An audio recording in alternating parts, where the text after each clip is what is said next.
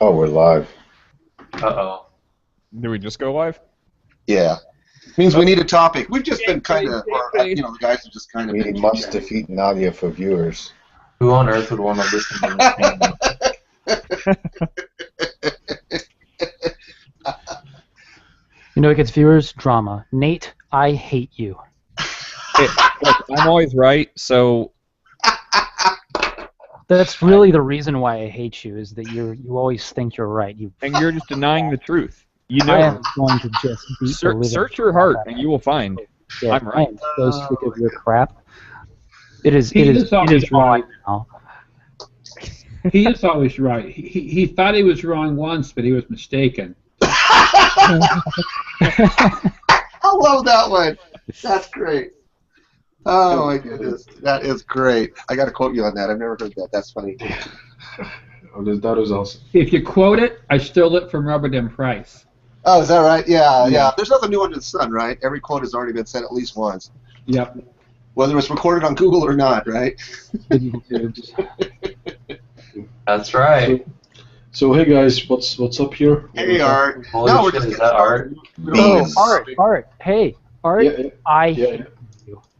You hate who? We were all just... We all hate you, Art. You are a fucking asshole. And you are, it is all fucking... We wish you know what, stung by Doug? bees. Doug, I fucking hate you. Well, fuck you. Well, fuck you, man. This We're shit's seeing how many done. viewers. There's gonna be. I'm gonna start a fucking war, and I'm gonna win. And Hey, holy speaking shit! of wars and I don't starting wars, dude, Ocean. Speaking of wars and starting them, Yeah, what about our game, dude? Rome dude, get Rome too, and we'll fucking have a war, and I'll be able to talk about how much I hate you and everybody else in the room. Well, okay, good luck. Okay, I'm gonna. Yeah, right. I don't have Rome 2. Fucking hell! I hate you, Clayton. You. Uh huh. Yeah. Tell me more. Wait, Clayton? Bring it on, Art. You dirty druid. Oh, that's right. You're the druid guy. Hey, now's your chance. If there's anything factually wrong that you wish were right, just tell me and I'll say it, and it will become so. Fuck Druidism? yes. Nate, What you are about forgiven druidism? for all transgressions against me. Please make all the things true. Oh my goodness. You wish his druidism were true. Oh, Chris. Yeah, I was asking earlier, and I didn't really get a very good answer.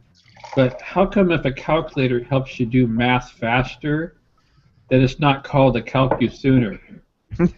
Ah, that's good. Come Ah, on. that's Why are you good. subjecting us to this? That's good. Because it's a procrastination tool for actually learning math. I'll calculate later, but I'll use this to calculate math. All wisdom starts in this room, guys. I'm sure of it. That's true. Yeah. This is the wisdom think tank for the evening. Oh God, Lord help us all. What lord? You believe in multiple lords? I know, I'm just calling on one of them. Doesn't matter which one, just bring it. I mean, how can you even make sense of these? I mean, how many do you like have a list Somewhere. of those gods? Like, I don't know. It's around. Gotta find it.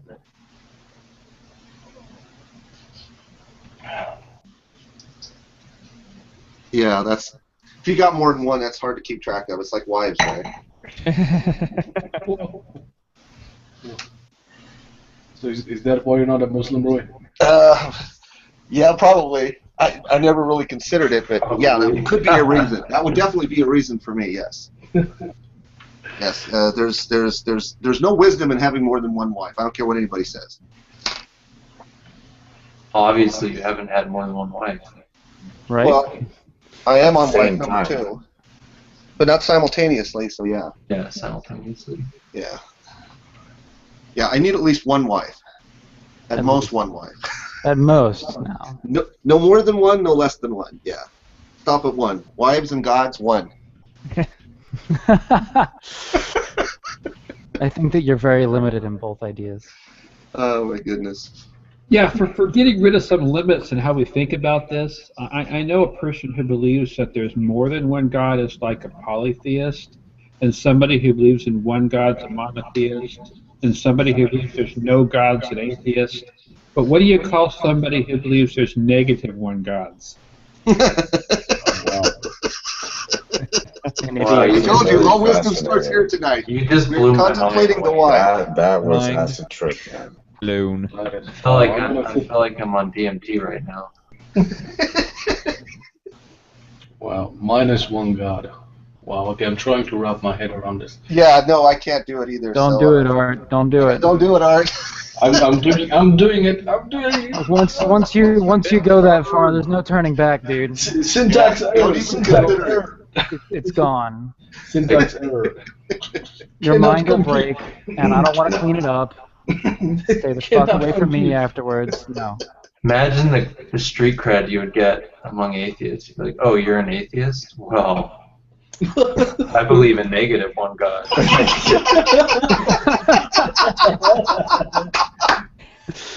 Nice. Gotcha beat, man. Gotcha. Then you could get negative polytheism. It's like, hey, you know what? You believe in more gods than I do, you fucking atheist.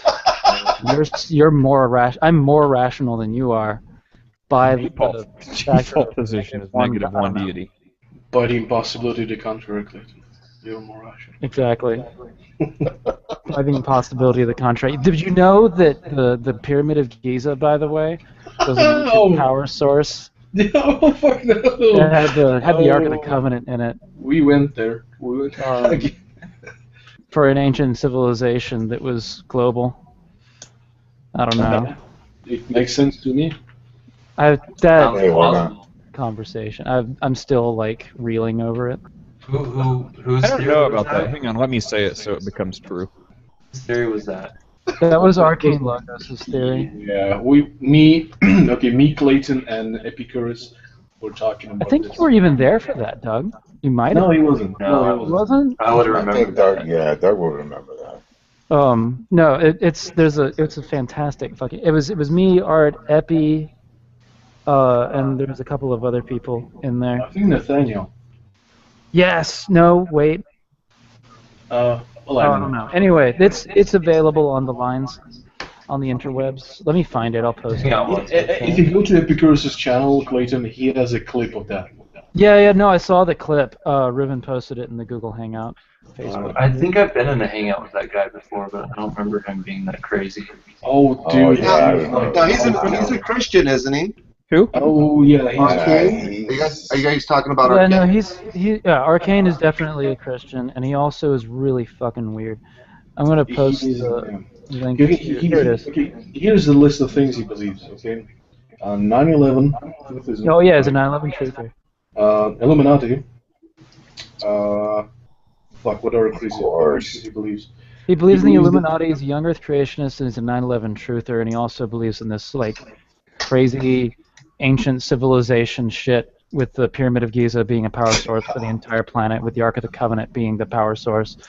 Yeah, actually, And not he just... believes- he And believes the Ark of the Covenant had some sort of radioactive power source that also Moses stole it from the Egyptians. Oh yeah, Moses had electricity, and then Well, that part's I remember true. that conversation. Moses stole the Ark of the Covenant out of the Pyramid of Giza, and that's the reason why Pharaoh chased him, was in order to get his secret power source back from Moses. You know, Like my Sounds like microwave. It had nothing to do with the slaves, guys. It was all the Ark of the Covenant. is that the reason I can't even make Illuminati jokes anymore? Like that makes sense now. The other day, like I always make a joke because people are just so ridiculous how far they want to go to oppose certain things that are just senseless. So I usually throw in like, oh, whoever wrote the Bible, Illuminati, Jay-Z, whatever. And someone actually made this huge post on my page in the comments. They're like, oh, you're saying that, Nate, because you believe in the Illuminati, and that's because of that. I'm like, what? I'm like, I was saying it as like the most flippant thing on freaking Earth. I'm and not that's actually why crazy. I'm I just can't make my Illuminati jokes anymore. making fun of it. I'm sorry. Ah. I'll apologize.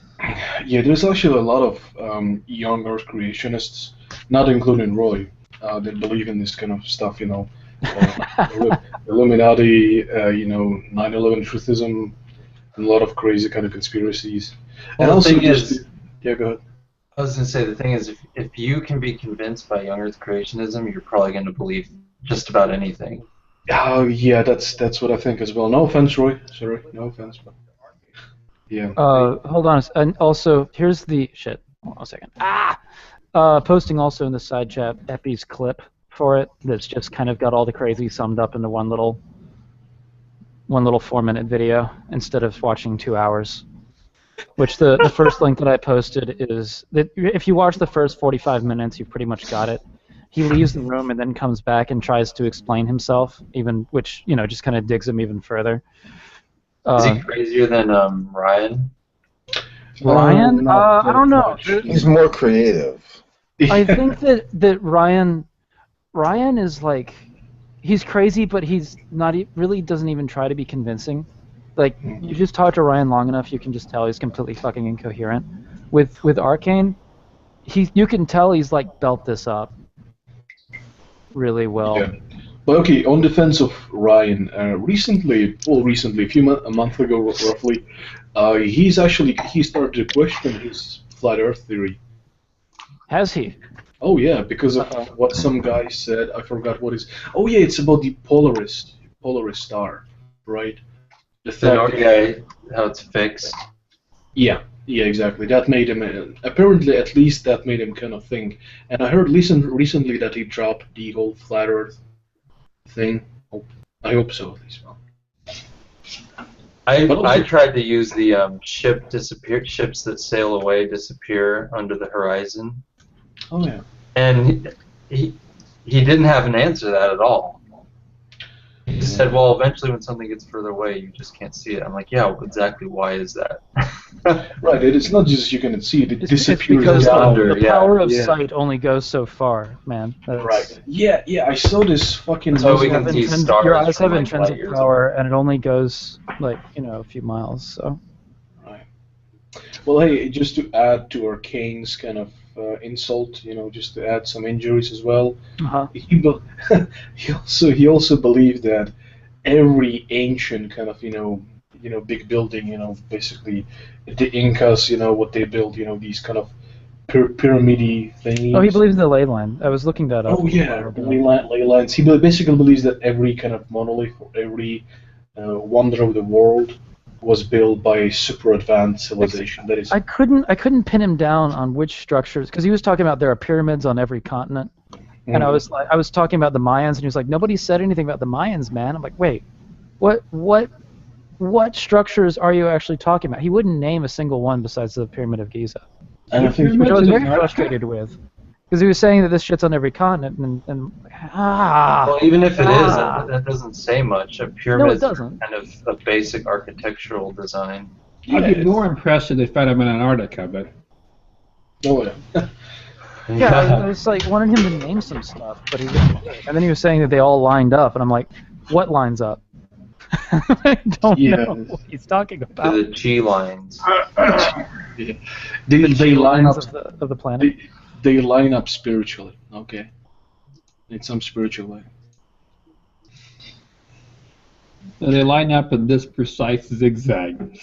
Hey, I believe in thin places, which is probably about as crazy, but as ley lines, I guess. But I don't know. I don't. In what places? Thin places. It's a Celtic belief that there's areas where the physical world and the spiritual world are more close. But like a haunted house? Maybe like a haunted house, more like just, I don't know, Glendalough is a good example of a thin place. Castlerig is an example of a thin place. It's just what the ancients believed as being thin places. So what's the reason behind that? Like, I don't know exactly what the reasoning is. It's the impossibility to long civilizations, so I don't okay. know exactly why they believed it, just that they did. Well, as long as you don't deny kind of science, or do quasi-science, I'm fine with it, I guess. It's what's weird to me about Arcane is that he's positing an ancient civilization that was worldwide on top of it, that had a more advanced technology than we did. That's really what I'm taking issue with, is that he's explaining things that we know were created by Civilization X with an ancient civilization, such as the Pyramid of Giza. Right. Yeah. This just whole idea, the way he argues is just so blatantly stupid. I'm sorry. It's just that it's hard to pin down. Anyway, he just kind of goes from one thing to another. When you address one thing, he will go to something else, and he's like, "Well, Yeah, yeah, attention span of a flea. right." When you point Or out to argument him, abilities of a flea. Kind of when you discounts point that out- prior civilization of their accomplishments. say again. Yeah. No, Yeah, that's my issue. Yeah, that's my I issue freak out too. about. Like he discounts the, that civilization from its accomplishments. And that actually offends me. No, that's the problem I had with him. When you guys can tell me how they built the pyramids, then I'll believe your I thought aliens mundane lasers. theories. They had like sticks and shit, dude. So Fucking stones and sticks, dude. Yeah. Go see the interview. Go see the interview with Lucifer. I asked him that question. How were they built? He gave us the answer. Oh, really? What was the answer? Psychic powers. Well, that makes Pharaohs sense. had telekinesis. Well, yeah. Yeah, I heard that one before. the pharaohs had telekinesis. Mhm. Are there That's a fucking great idea. They could I move. love that shit. That's how they built the obelisks. They just thought them into existence. And then, Yeah, that's what they're saying. That's how they built the pyramids. My roommate was just turned around and he was like, "You'd never heard that? That's how they built the pyramids." Like common knowledge, right? Duh.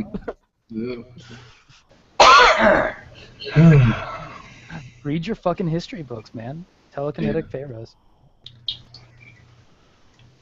All of them. I mean, how else could they have built it, right? I mean, come on. Wake up. No guys. other way. Yeah. It's by the impossibility of the country. Bro. Just think of it. Stop talking, Art. You're gonna drive me to drink.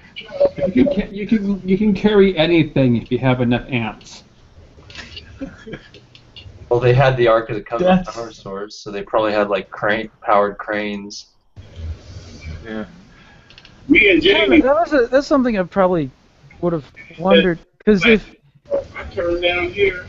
I don't think that Arcane thinks that the Egyptians had necessarily had access to this ancient technology, because if they did, then all the other pyramids built around the Pyramid of Giza would have the same exactness that he's freaking out about that the Pyramid of Giza has. Plus, there's like several pyramids that they tried to build that they're like failed pyramids that are like half caved in and. Not necessarily failed, but just abandoned. No, there's some Did that they fail? structurally failed. Yeah. Oh, okay. Yeah, but they were not built using the same technology. You see, that's No, what they the weren't. that's what the Egyptians, Yeah. tried to Those were replicate. the attempts to imitate the Pyramid of Giza. That's Well, what you that's can how see it- the progression of technology from the old step pyramids up Well, to the Great Pyramids. That's I'm about to using get your out the booze. that's using your fallacious, ready That's just my faith. Remember, the work on the first big pyramid was stopped by God because he was afraid they'd reach the heaven. So he confused their languages and such to stop them. You're thinking that was of the wrong civilization. Yeah, you're talking of They didn't Babylon. say the first Egyptian pyramid. Oh, Oh, yeah. Fair enough. I thought you said the Great Pyramid. No, I said the first pyramid. Oh. Well, was No, that the Great Pyramid would be the first pyramid according to this whole thing. The Pyramid of Giza is the Great Pyramid. Right? They have to Same build fucking this thing, guys. Read your history books. God. Hey, bro, come on. Is it true they made the upside down pyramid? I'm not aware of it. Yeah, okay. All right. Well, that's easy. Just dig a hole in the ground and place some rocks in it. Yeah.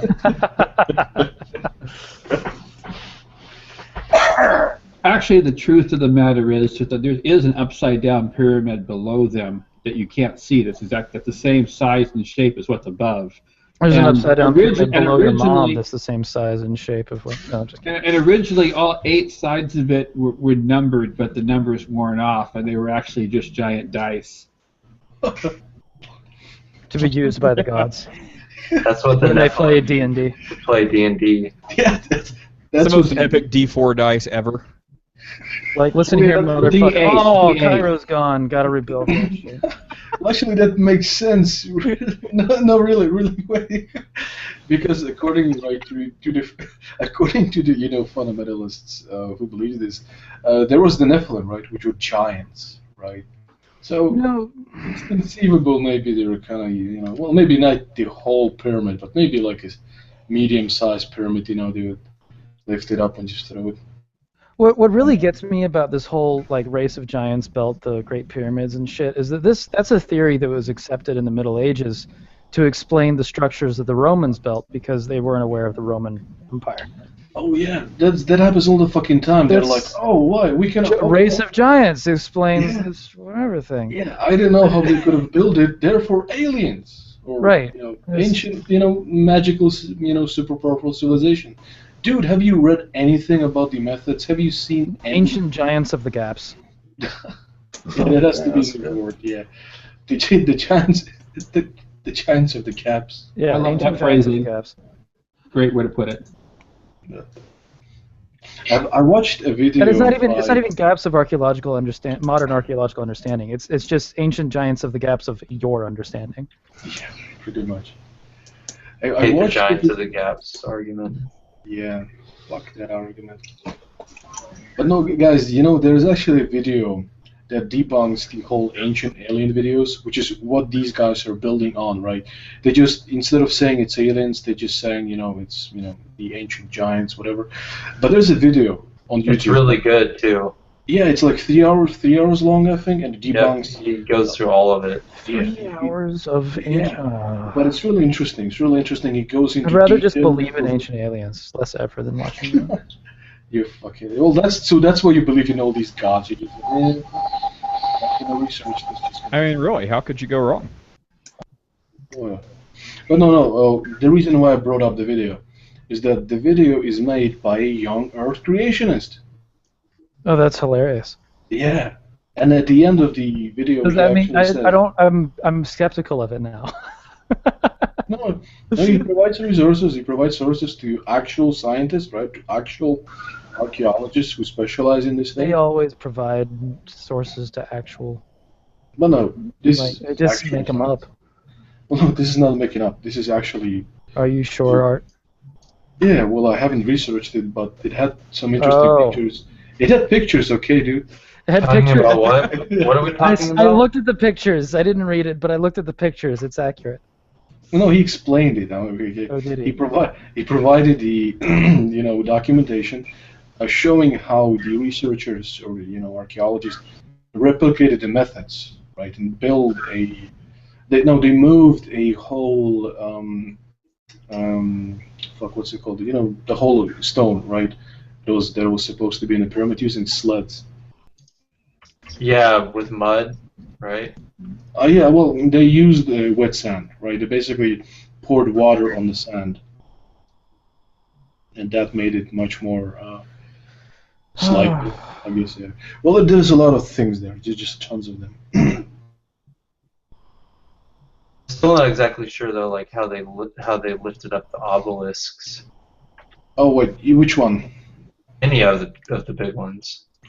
Okay. There's a few theories like that they used a dirt ramp and then pulled the obelisk up and then dropped it over the edge. You get enough pulleys, man. There's somebody today who does the same kind of stuff with big bricks like that. Not that big. Yes, huge ones. No. Like 12 feet tall and stuff. A lot of them, so. The obelisks are like 90 feet tall. Okay. Well, you're talking about the Stonehenge, like these stones? No. I'm talking about Egyptian obelisks. They're like one big 90-foot long piece of stone. They look like the Washington Monument. Right. It's just big fucking pointy thing. It should still be done the same way. I don't know. Well, the Romans, I think the guy responded to it using a Romans example. Because the Romans documented how they lifted the obelisks. I think, and they're using sort of cranes, man-powered cranes, I think. I don't know. Well, yeah, there's a lot of mysteries, but doesn't mean you get a bunch of pulleys and slave labor, you can pretty much do anything. Yeah, I mean. Here for slave labor. Or come on, let's be honest. Slavery, man, get shit done. No. Hey, it could be aliens. Come on, it could be aliens. Could It be. was alien slave labor. Slave aliens. Gotta move your mind. Aliens. School with some kind of student loan debt. I love that theory. I love that theory, Clayton. Slave aliens. Slave aliens. Ancient slave aliens. That's what they did. That had telekinesis. That yes, because the pharaohs had telekinesis that was given to them by the slave aliens. But if the pharaohs had telekinesis, so why didn't he need slaves? I don't know. Ask him. Oh, okay. You have to find the empty sarcophagus inside the pyramid of Giza. Watch out for the radiation, though. And it had the Ark of the Covenant in it. Just like Or the curse, you know? Yeah, you don't want to resurrect Imhotep. Exactly. You don't. The slaves. Oh wow, that is interesting. That is interesting, Nate. That reveals something about you. You don't want to resurrect him. Maybe I do. Imhotep was a chill dude. That's out of the bag. Yeah. Well, I wasn't was talking Imhotep with actually? him last week. He's a cool guy. Wasn't Imhotep actually the guy who designed the pyramids? Wasn't he the architect? Yeah, is triangle. supposedly. Oh, okay. Oh, He came in. He drew a triangle and a napkin, and he went to Pharaoh and went, "I got a That's great fucking idea." genius. Did you see that? It was, what was it? It was a commercial for something where they were showing how the pyramids were supposed to be cubed, and and he came up with a triangle. He's like, "Uh-oh." This will be easier. We should go with triangular prisms. Or not triangular prisms, just fucking pyramids. So is there anything to the pyramids? Is there like some reason why it's... I just think it's because it's a simple design. Yeah, Floyd. That's right. Yeah, I would think so. It was the easiest shape for the aliens to provide us with a power source. I'm telling you, there is a D20 just as big as the pyramids somewhere on some other planet. I agree. I saw that one in Mars. D20, the size of the pyramid. What's a D20? Like a D400. You know, like the 20-sided die. D20 is an icosahedron. Now, I believe the Gua'uld used those for landing places. I was just gonna say that. Now you're just being silly. Come on, Dark. Well, it's actually my favorite. It's my favorite science fiction, series. And I loved it. SG-1. Oh, you're speaking my language, Dark. Yeah. Hey, you ought to see this jacket I've got, man. I've got all the patches and everything on it. Oh, that's too nerdy. Never mind. I'm ready to fly, man. I don't know if we can be friends still. Yeah, that's a little bit too embarrassing. I think it's great. I love it. Come on, you want to have a cup of coffee with him in Starbucks with that jacket on?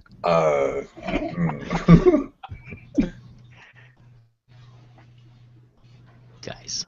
Maybe if you paid for the coffee. Yeah. Come on, man. It's just a it's just having fun. One jacket. It's got a NASA patch on it too. Oh, we're just messing. You mean you believe in the moon landings too? Oh yeah, yeah. I wonder if Arcane believes in the moon. I'm a moonland believer. Probably not. You know the moon is a spaceship. Come on now. Yeah, you know how much radiation was is a there? propaganda program to. Yeah, you know how many the Russians. radiation? You know how much radiation is in space, guys? How could humans survive They there? would have had to make the capsule like 12 feet thick of lead. Oh yeah. Impossible. And how about the flag, right? It waves. I think since the exposure is a short period of time, I think that's the. Well, there isn't actually that much radiation. It's right. Well, there isn't actually that much radiation. It's only much farther away. It's beyond the moon, actually. It's the One Allen belts, I think it's called. There was a oxygen? Yeah. What about oxygen? That's a good question.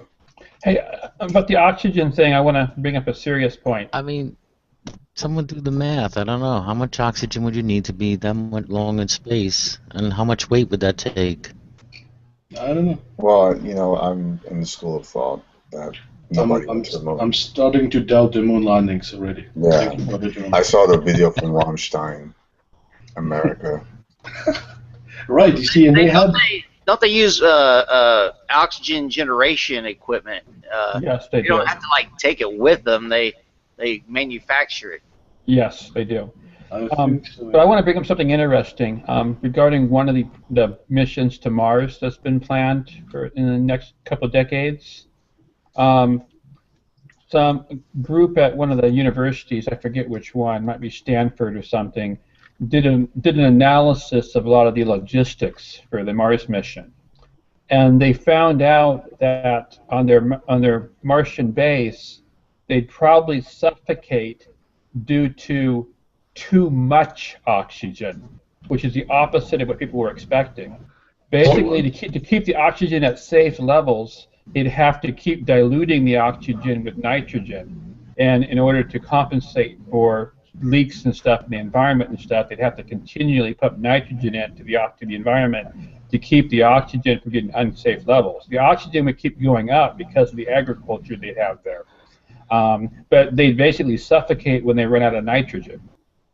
Which was really stunning. Nobody had thought of that before until the Stanford study figured that out. Isn't there another problem with like some radioactive dust that's all over the whole surface everywhere?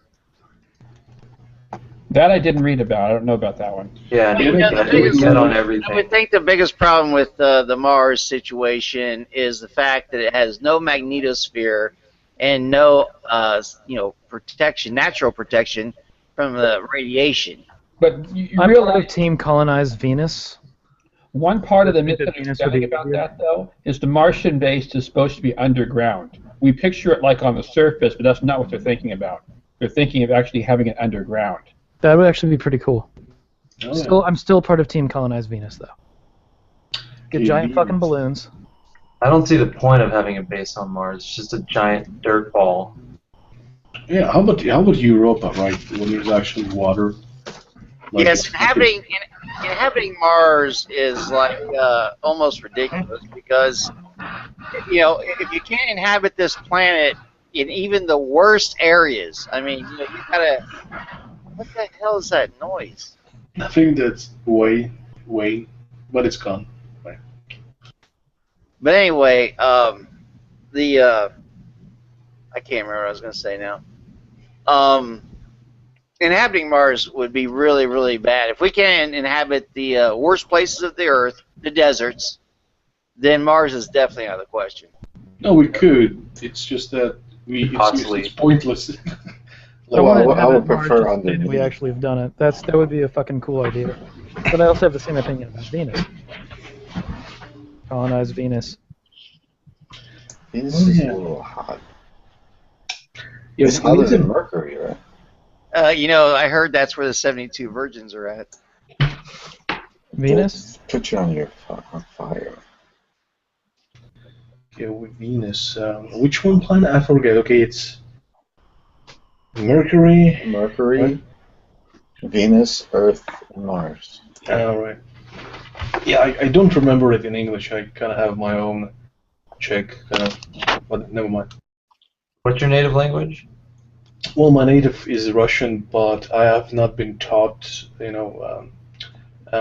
physics and astronomy in Russian mostly, in Czech. Okay. So I remember the kind of, the in Czech, right? That's how I can remember, but hard to translate.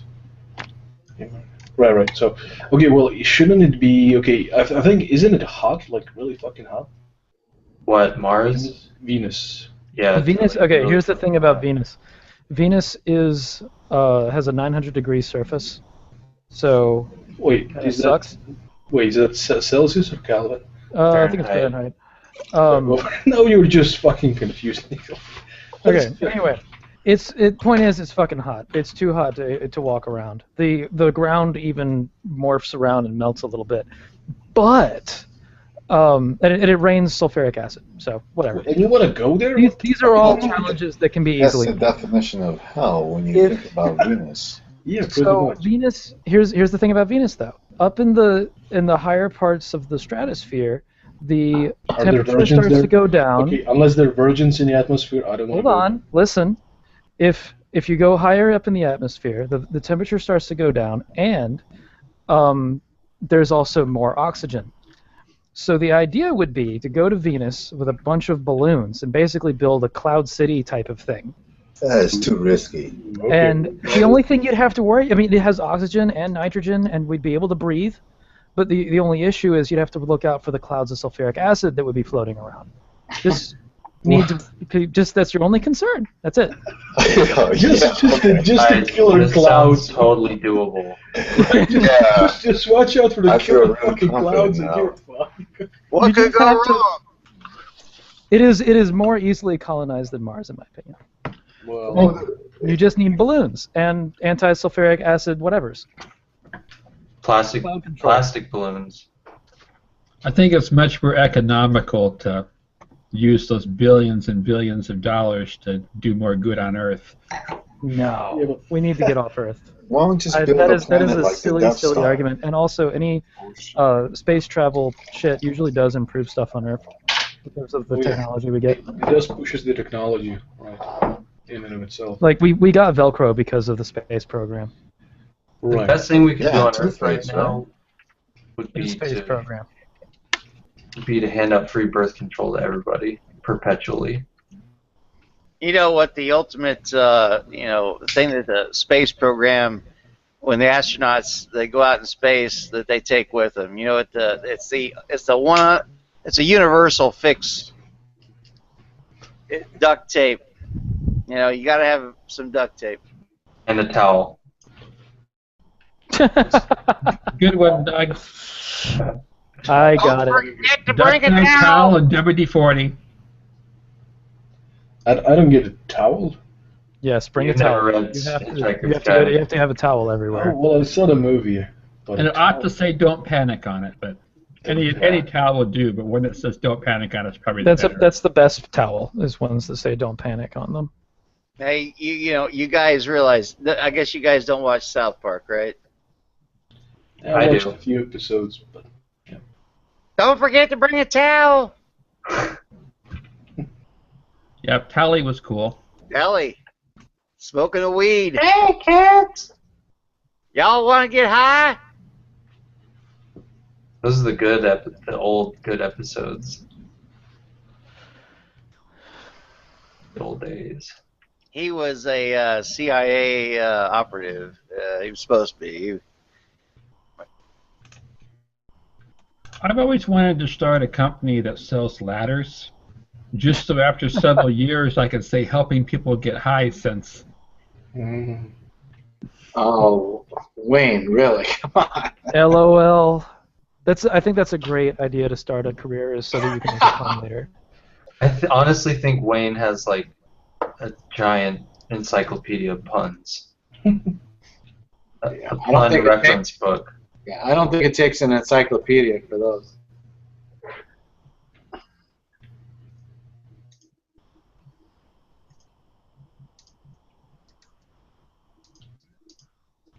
Wah, wah. A puncyclopedia.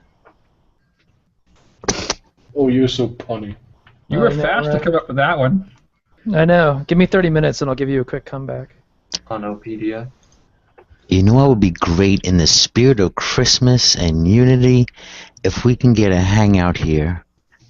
3 Christians, 3 atheists, a couple of deists, a Muslim, an agnostic, I don't know, a pagan, and we sing "We Are the World." What do you think? No. You need some minorities. I will not inherit the same song as these fuckheads. Or any song you'll be choosing.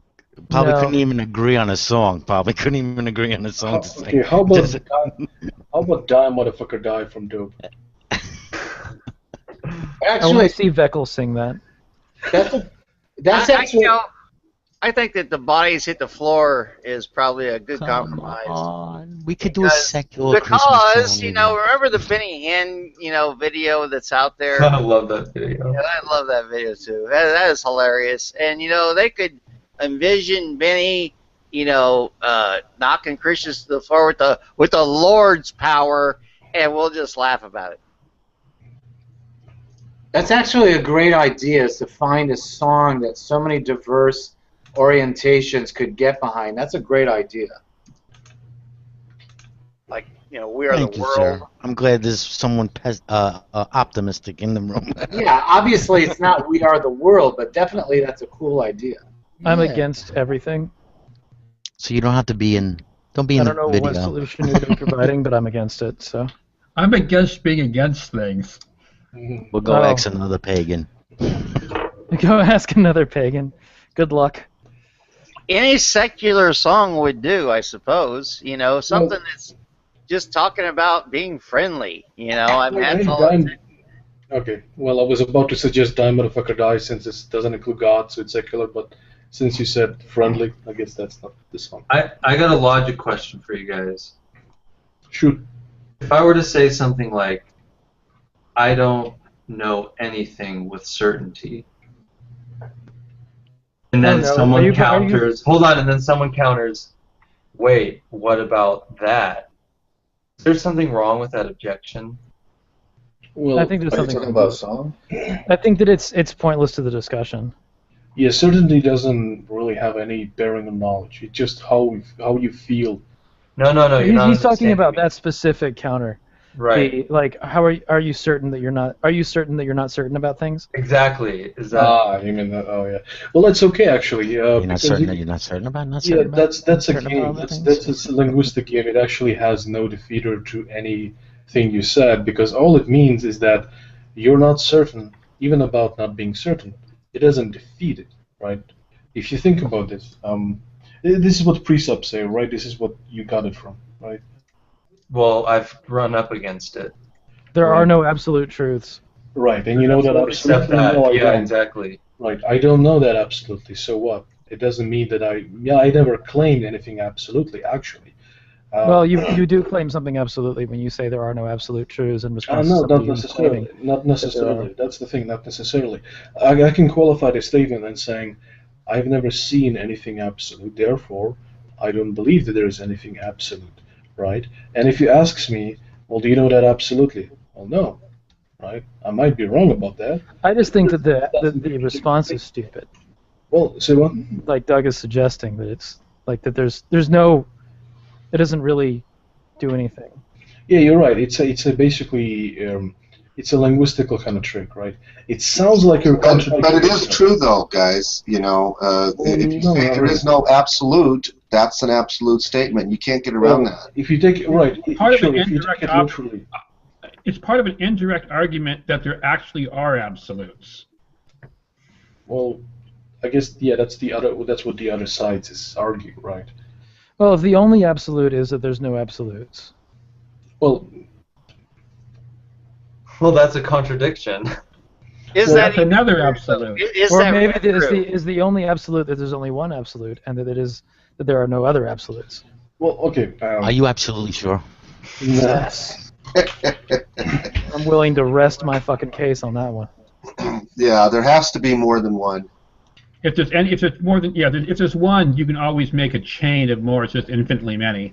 But they're trivial, but there'd be infinite many, just different levels. It is absolutely true. That is absolutely true. That is absolutely true. That is absolutely true. Something else. Well, okay, there are things that we can know absolutely, right? There are some things. Even as an atheist, you can claim them. For example, do you know absolutely that you're not omniscient? Right? I would say that there's no absolute truths regarding morality. Well, yeah, I agree with that, yeah. Well, that's definitely something I can fuck with. Right. I agree with you, Art. I think we do know with absolute certainty that I'm not omniscient. Right. Or I am not omniscient, right? It's an internal thing. I don't know with absolute certainty that you're not omniscient, Art. Well, you might not, but I do. Well, I'm not going to take you on the basis of faith. Oh, you don't have to. Where's your evidence? It's my internal claim. Yeah, you need to have evidence that you're not omniscient. Well, can I provide you with omniscient knowledge? And even if I did, would you be able to comprehend it? No. So it's a pointless question. Right? How could I prove to you that I'm omniscient? It's only if I told you all knowledge. I'm trying to get you to prove that you're not omniscient. There's one absolute truth. This wine I'm drinking is really fucking good. No one can argue that. How do you know that? Because I just said it. That's how. He knows that because he's watching it fuck. He's watching it what? He said watching it's it fucking fuck. good. It's really fucking good. He knows it's fucking good because he's watching it fuck. Oh, Wayne. Okay. Wayne Well, loves fun. He's making a fucking comment. Oh, yep. That is fucking good.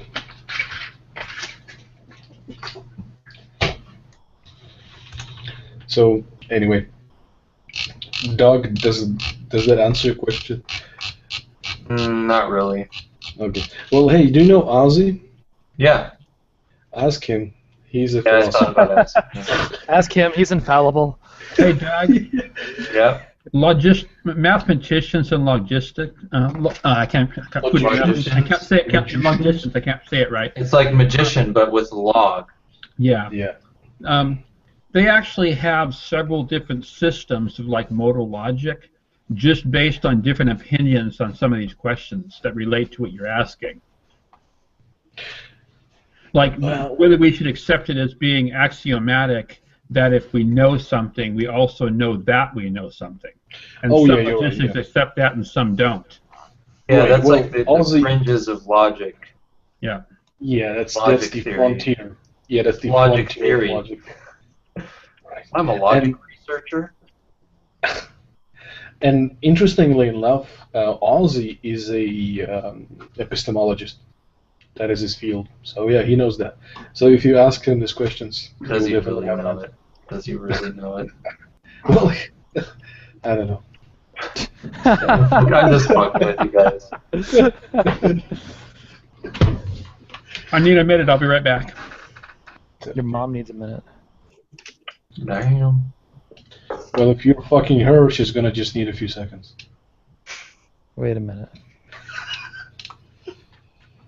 Was that a slight? I'm trying to figure it out. It was a sick burn.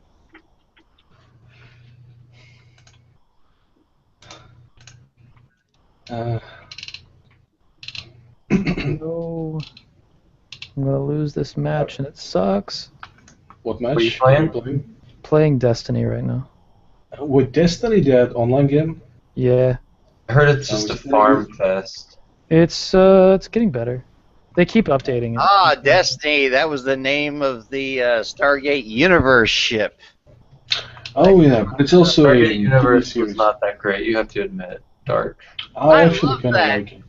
I like that. Are you One kidding? day, they were opening for a while there with a song from The Worst Day Since Yesterday. And I used to love that Let song. me give you an example. Stargate Universe is to Stargate as Enterprise is to Star Trek. Okay, that means they're synonymous. Yes, that is. No, have you ever seen Enterprise? Not the Next Generation. Oh, okay. I thought you were talking about the ship. Series Enterprise. I thought you were talking about the ship. Yeah, I'm You saying. gotta have the ship Enterprise. You know, that was a pretty good series, actually. Oh no, you didn't just. I love that show. The series that I love the didn't Scott like Bakula was version, yeah. Oh, Hey, you Dog, guys. dude, Dog, what the Deep heck? Space Nine sucked. I didn't like Deep Space Nine. Deep Space Nine is crap. Yeah, it's like- Enterprise was the worst TV show probably ever made. Oh, bullshit. I don't know. Bullshit. Bullshit. Yeah, So I know bad. it was bullshit. I loved it. It was awesome. You guys have no taste. I'm an old Trekkie too. I was I was actually born in '63. So, but I didn't see the originals when they first aired because I was too little. I can't remember. But in the '70s, yes. No, Doug. Enterprise is not worse than that Paris Hilton reality show, whatever it was called. Dude, Paris Hilton's just freaking hot. Why do I know You know, that? that's all there is to it. I actually don't think she's that hot. I don't know why everybody I freaking think she's awesome. She's got crawls great up the walls tits. over her. Paris Hilton, nah, she doesn't have any tits.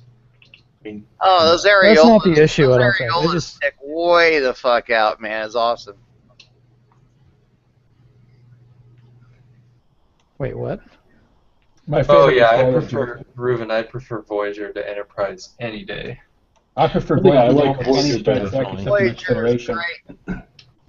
Hey, Doc, I agree with you, dude. Yeah, Voyager is better than Enterprise, definitely.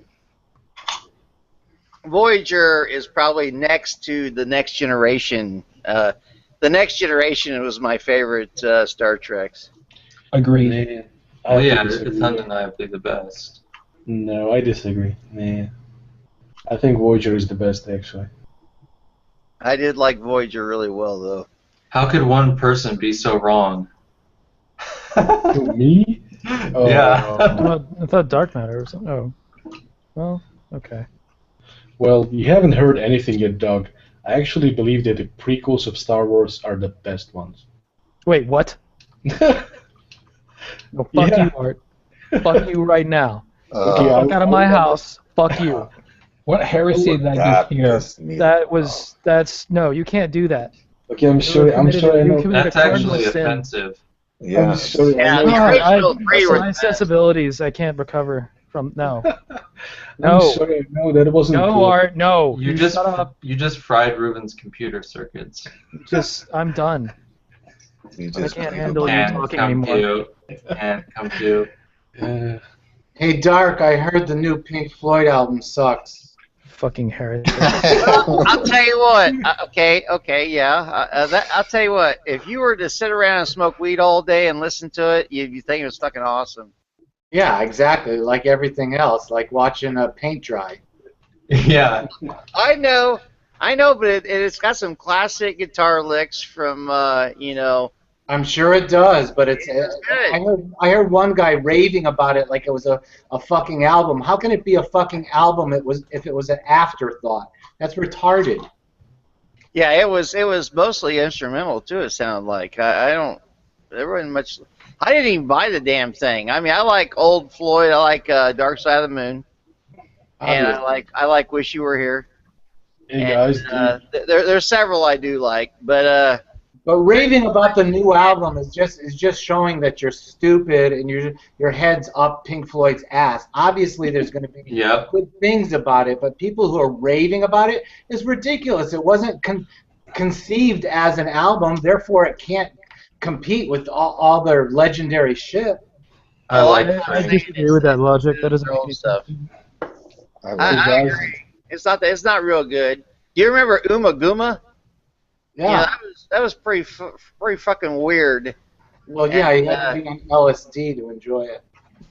Yeah, exactly. I'm curious to hear about this Uma Guma. I thought it was Yo Gabba Gabba. What's up, folks? It's an old Pink Floyd. Hey, Carlton. Hey, dude, are you high? There's Sid Barrett era where everything was intended not to make sense. Hey guys, I'd just like to say that Twilight was the best movie ever. Yeah, okay, now you're just doing dope. Yeah, you just fuck with everybody. What was your question, Art? Emotional vampires. Did you guys just unbroadcast me after I said that? I'll tell you what. When it comes to vampires, You committed a cardinal fucking sin, Art. Don't act like you're fucking surprised. I will take the fucking Underworld flicks over all of them. That's my favorite. Hey, I actually like Underworld. I do too, actually. Yeah. Art, I could forgive you right now, but I'm not going to. Because it's just such a fucking... Ugh. That was blasphemous. I don't know if I can talk to you anymore. Okay, I will understand if you all unfriend me or whatever. I think I not only will unfriend you, I'm just there needs to be a larger scale action than that. Some repercussions. I need to be reported to the something of something. You're a flag. Nerddom. I've lost all faith in you. It's gone. Isn't Underworld and Twilight really cut from the same cloth? No, no way. No, Underworld, dude. Underworld and Twilight? No, fuck you. Celine is a fucking smoking hot bitch with a freaking lot of weapons. I mean, she will freaking shoot this shit up.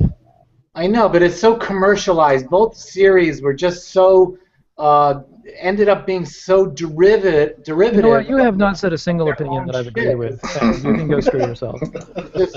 They both both series ended up sucking. No, you need to stop talking. The more that you talk, the worse it just gets. It's just no. Blasphemous. Go away. Blasphemous, I tell you. Wait, you guys think Underworld is good? Underworld was. It's not cut from the same cloth as Twilight. I'll say. I've never watched it. It may not be fucking cinematic genius, but it's Twilight doesn't hold up a candle to what it even could be. It's like Blaze, but sexier. They both suck. So to me, that's the same cloth. No. The vampire movies. There's some aspect of sucking. No. I mean, Go bury yourself in the Pyramid of Giza with Arcane. Hunger Games is better than either. You know, Kate Beckinsale can fill out a frickin' nice tight leather outfit the best. Exactly, but that doesn't take talent. Beckinsale is the fucking shit. You haven't seen me in it. Well, I think I'll pass too. No, it's great. It's you know what? And the weaponry. I mean, there's like a lot of action in that flick. The Underworld's got the action. You know. Yeah, I mean, does Twilight have even one gun shoot scene or something? No, Isn't there a baseball scene in Twilight? Yeah, all the vampires get together and play baseball. Wow. That's a funny sentence if you really think about it. Yep, it is. And how did you like that nuance, the illumination rounds against the vampires that illuminated inside of it, and then the silver nitrate rounds that went into the fucking... Oh no, that shit was cool as fuck. That was fucking badass, man. That was all fucking like great Underworld had some of the technology. coolest fucking concepts in it. I really liked it for that. Yeah, I would compare them to maybe what is Blade? Yeah, Blade is pretty. That's similar like to a that. sexy Blade. Essentially, yeah. Yeah, that's cool. That's about Yeah, right. if you have any taste, you enjoy it. I like the first Blade. That was the best one. And those are wicked flicks, man. Those are tough. I think Blade was a sexy Underworld. Or the other way I around. take you liked the Blade guy the best. Yeah, that's what it sounds like. You know, I'm talking Kate Beckinsale here. You know. I'll take her too.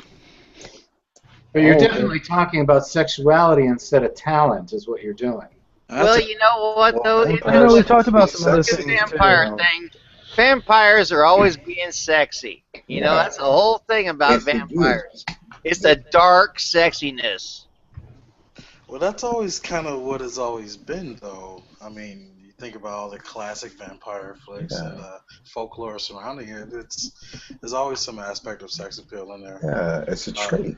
You know. Yeah, it's what kind of vampire started on, right? The vampire theme, sexually, it's inherently sexualized. You know what I never got though. You know, back then it used to be that vampires couldn't come into your home unless you invited them in, right? Well, that's the old school. Some universes accept that, some of them don't. Like the right one in plays with that one, and I really like the way it does it. That was back in the '60s when people were polite and they expanded this to the vampires as well. And you can stop a vampire by showing them a cross. No. He's a spawn of Satan, but he will not step foot in your house till you invite him. That's a gentleman. Yeah. Now the vampire's like, fuck you, I'm gonna fucking drink your blood. They bust right into your door. Yeah, man. Your door. Respect. Fucking rude bastards. Don't care what you watch. You know what I can't While wearing the cross. Yeah, while wearing one. All of them. They're tattooed. They get tattoos these days. I know. I actually love. There was this scene in one movie when some character meets a vampire and he's like pointing a cross at him, and the vampire is like, "Dude, that's a myth. Sorry." He just fucking kills it. Right. That's played with in a few movies. Oh yeah. It's like no, that's not a thing. I'm not allergic to the letter T. It happened in Blade. In Blade Trinity, there was a scene where the little girl's like, I'm not afraid to die because mommy said I'm going to heaven. And then the villain was like, there's no God, child. I was like, Jesus Christ. Spoilers. Right. Spoiler alert. The crushing the little poor girl's delusion. The vampire that I enjoyed actually was Salem's Lot. I don't think I've seen that. Yeah, that's actually pretty freaky. What is it called again? Salem's Lot. I haven't seen that one yet either. Yeah, me either. But I did see a recent vampire movie, Dracula Untold, and that is awesome. That is one of the best. You liked it? I've been told that it was shit. I think dude, it's really awesome. Really, I mean, you like the prequels though, so I don't know how much I can trust you. the best vampire movie of all time is Blackula. I'm sorry, I had to say it. I haven't seen That I've never seen. So no bias, right? No bias there, Carl. Blackula was awesome. Has anyone seen that show Black Jesus yet? Yeah. That's Awesome. actually pretty good. Yeah, it's a pretty Is it show. good? Oh, it's Yeah. awesome. God, it's awesome. What's It's it about? really funny. What's it about? A ghetto Black Jesus. It's hilarious. This is a black urban youth from Compton, and he comes back as the Lord and Savior. And Hallelujah. he's Well, playing. he acts as Lord and Savior. He's not really. He doesn't really think he's Lord and Savior.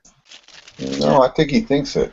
No. Oh, no. I've seen the show. He's basically playing. He's playing on people's, need to believe in a savior, and he's exploiting and taking advantage of that. No, so it was a No, you're talking about the real Jesus. Talking about the show. Oh, shots fired. Oh, dang. Doug, you motherfucker. That was some. Those were some shots. I don't know. yeah, man. Like I felt that whiz by my ears. That was like. Whew. Hey, I Dude, thought you guys said you dude, wanted to start a fight in here.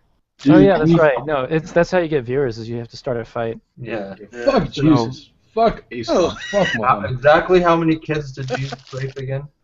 Oh, Wow. that's Muhammad. Okay, you're confused. I'm gonna start. I'm gonna. Oh, sorry. I don't know if I can handle. I get it mixed up sometimes.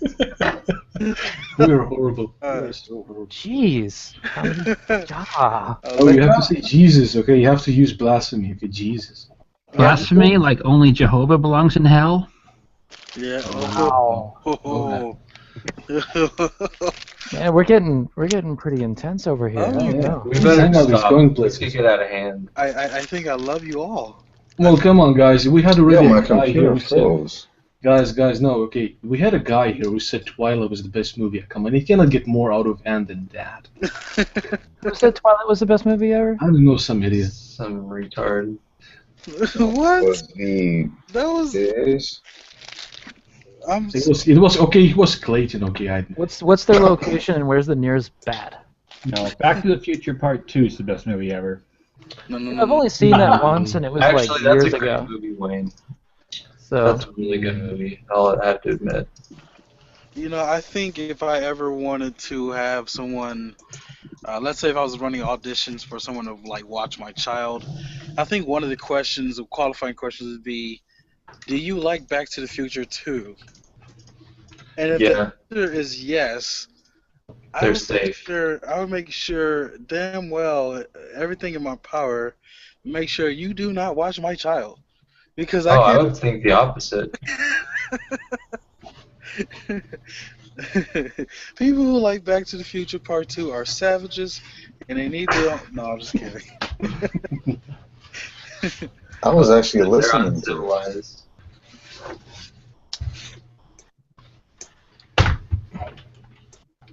So if I told you that I like Twilight, would you allow me to watch over your kids? Hell no. No, I look at you like the spawn of Satan, man. I would say no. What you Okay. into? Fair enough.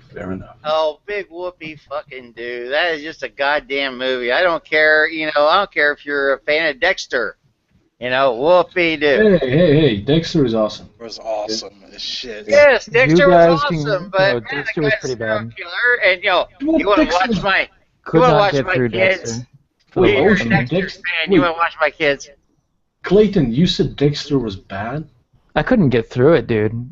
Like I was first season was I was good. trying to get. Oh my god. Oh, Yo, shots you're fired really again. pissed at yeah. You fucked up, Clayton. Fuck Did you, I? Clayton. This is the guy who said that the prequels were better than the original. Yeah, I saw that coming. Oh, Art's like waging war here. Hey, you guys know what I'm doing right now, though? Getting high? Yes, but it's... I know you do. I'm sorry. There's a but. Hold on. There's a but it's with some stuff I've not tried yet, and it's called Grape Ape. It's pretty old school. It's been around for a while. I just haven't tried it, and this is my first time trying it, and I love it. It's smooth. It actually tastes like grape. I thought you were gonna say it tastes like an ape.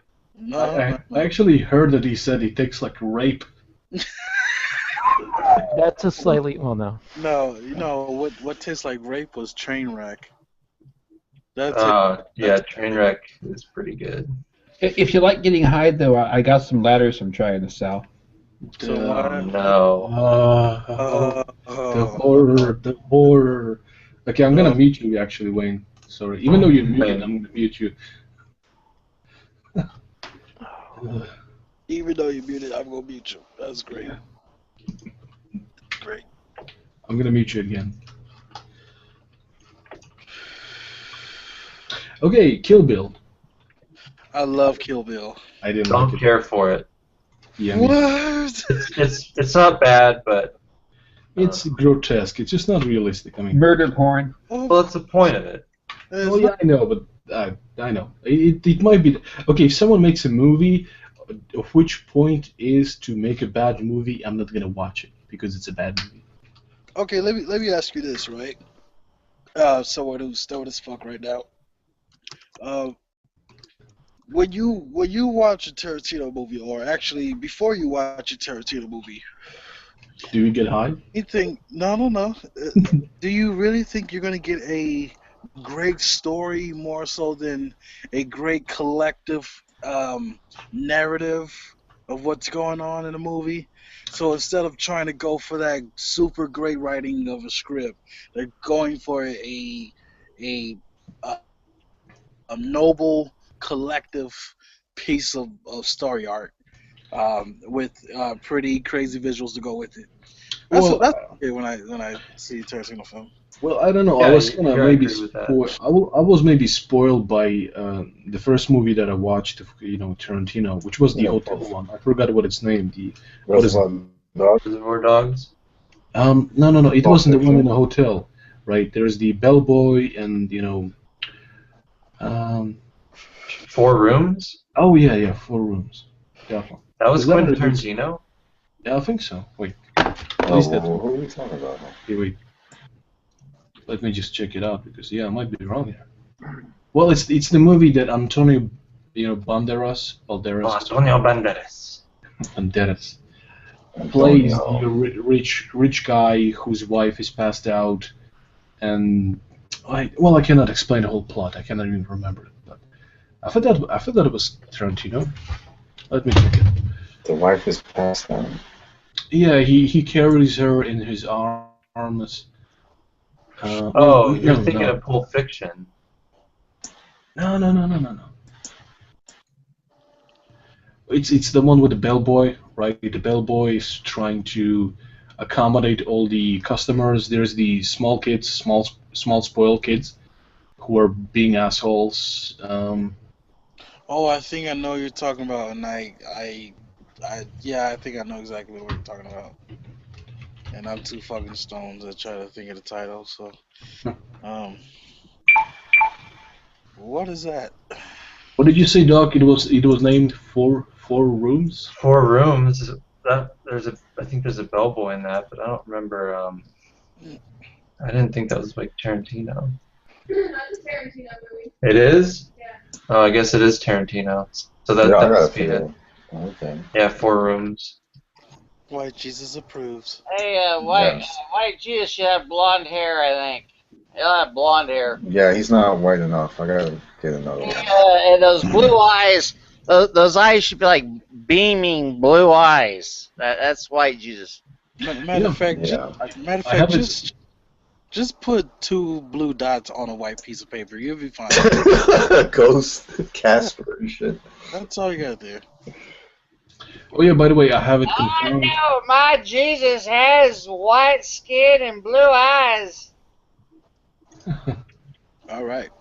So hey, Doc, I have it confirmed from International Movie Database.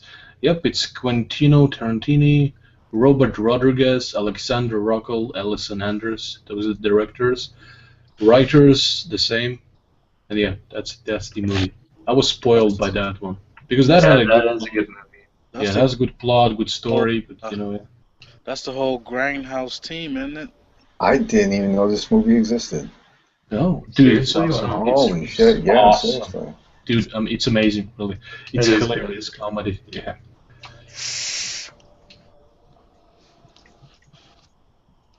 Okay, here's the next movie for you guys. What? Damn, Vin Diesel. Okay, Vin Diesel plays it.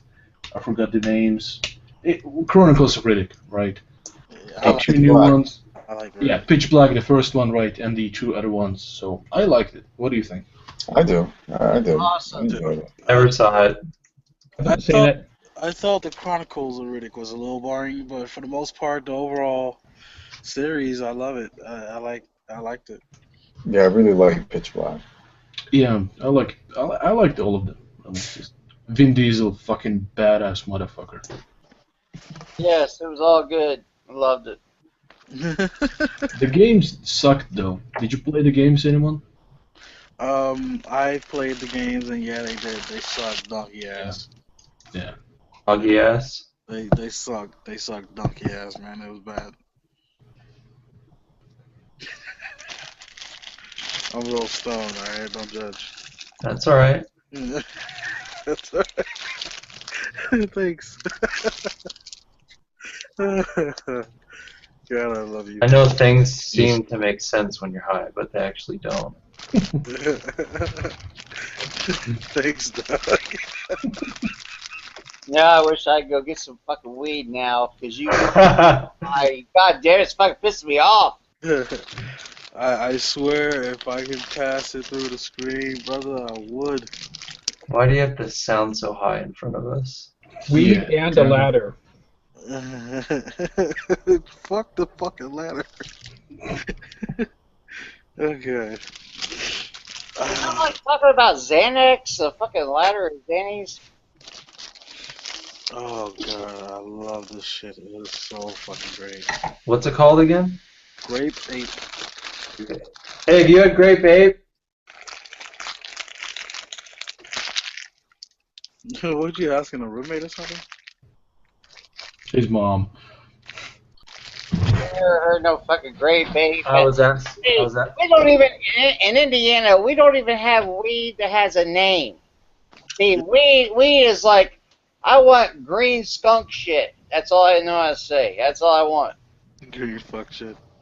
I was asking my girlfriend if she's had Grape Ape, but I think she's out in the garage smoking weed. She's smoking the Grape Ape. No, dude. she's got homegrown right now. Oh, nice. Just Actually, that's a good wife. Okay, that's a good wife. I mean, grows her own weed. Yeah, man. It's not that great. Yeah, but where's this woman at? We would like to have her around to grow some fucking weed. Yeah, dude. Oh yeah, baby. I want a woman that could grow some fucking good weed. That is a perfect wife right there. Filled my prescription today. Mm-hmm. And you know what I love about this stuff? It really Tell us. No, just shut the fuck up. I don't want to hear another fucking word out of you about no goddamn weed, because I can't smoke any right now. I have no fucking weed. So shut up. Hey, Dark. Listen up, Dark. Shut the fuck up. No. Fuckers.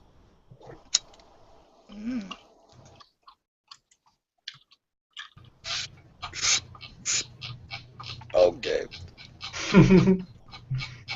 So, what I like about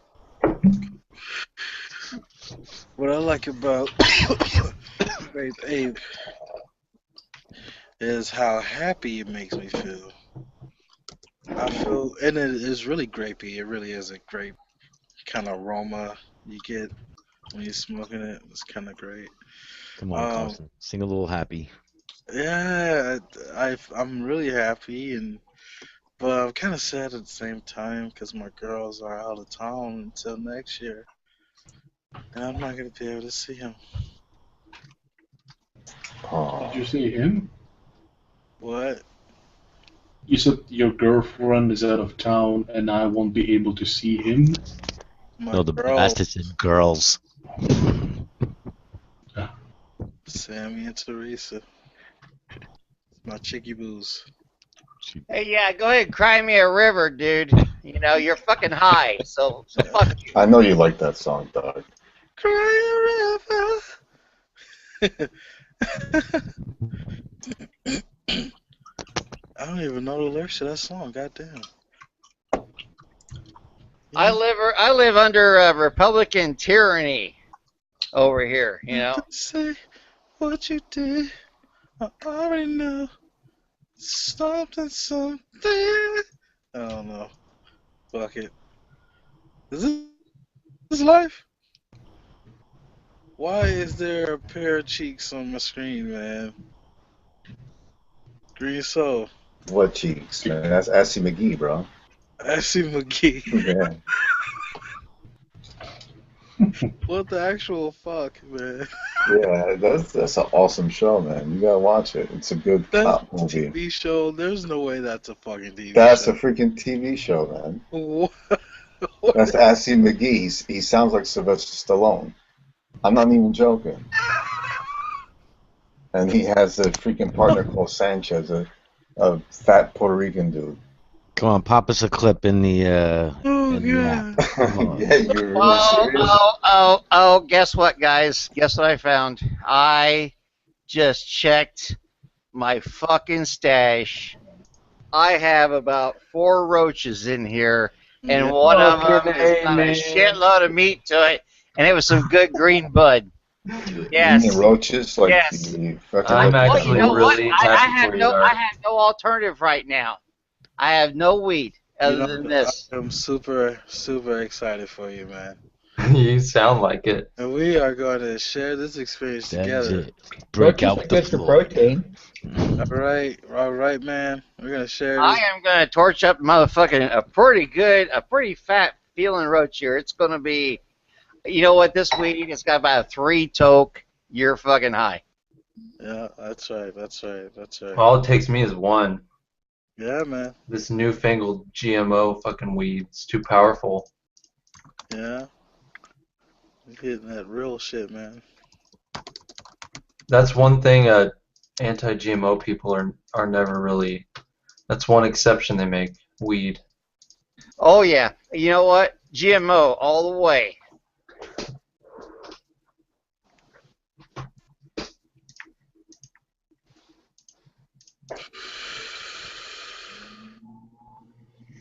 So, for you high people, Uh-huh. why don't you guys tell us your theories on how the universe began?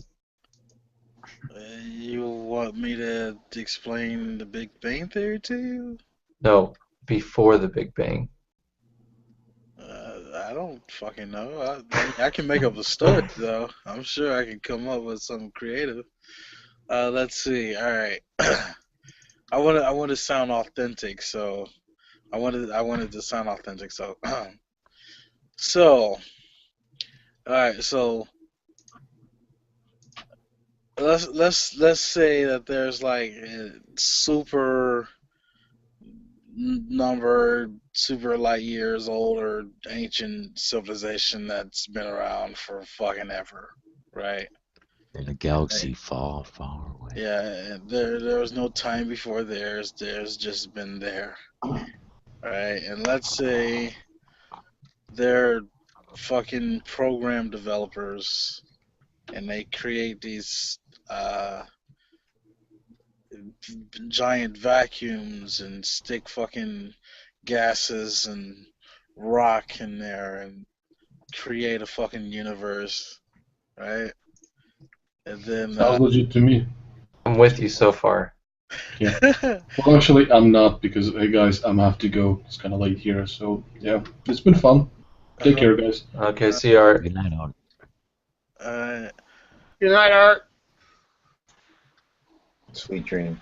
Alright, so then, like, you can't submit your planets and your universes unless it's a really good package. You can't sell it. Alright, okay. And then so Earth and then the Milky Way galaxy and our space, whatever space we have in outer fucking space. And that sold well and a bunch of people started populating and then the Big Bang happened, I guess. I don't know. I'm supposed to be creative. I don't know. You said damn.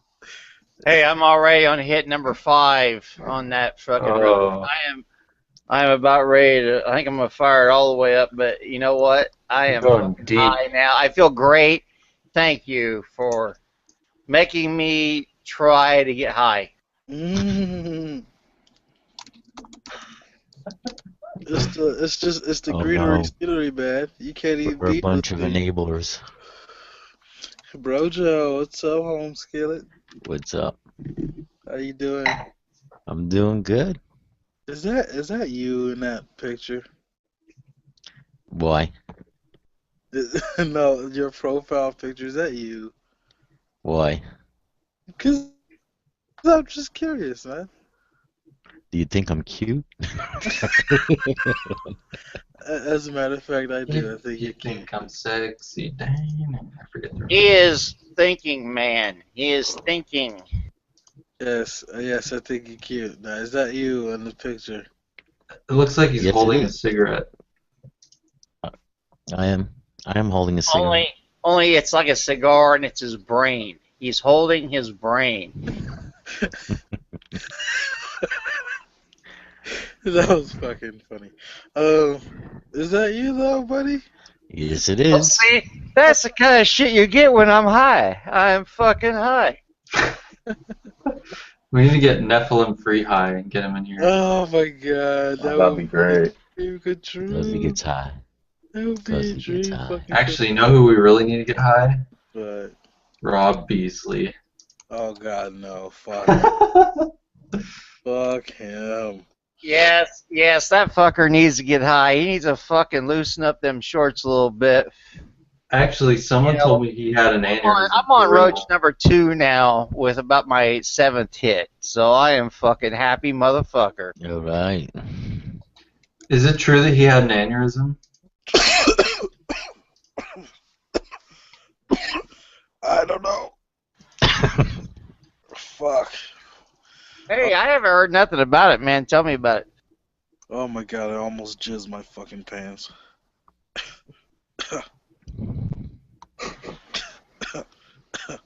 Hey, that's not very smooth. Weed don't sound like. No, I think I just. Sorry. He's been grape ape raped. He got grape ape raped. Oh, yeah, that's a good one. He just went one hit too deep. Now he's in trouble. He got grape ape rape.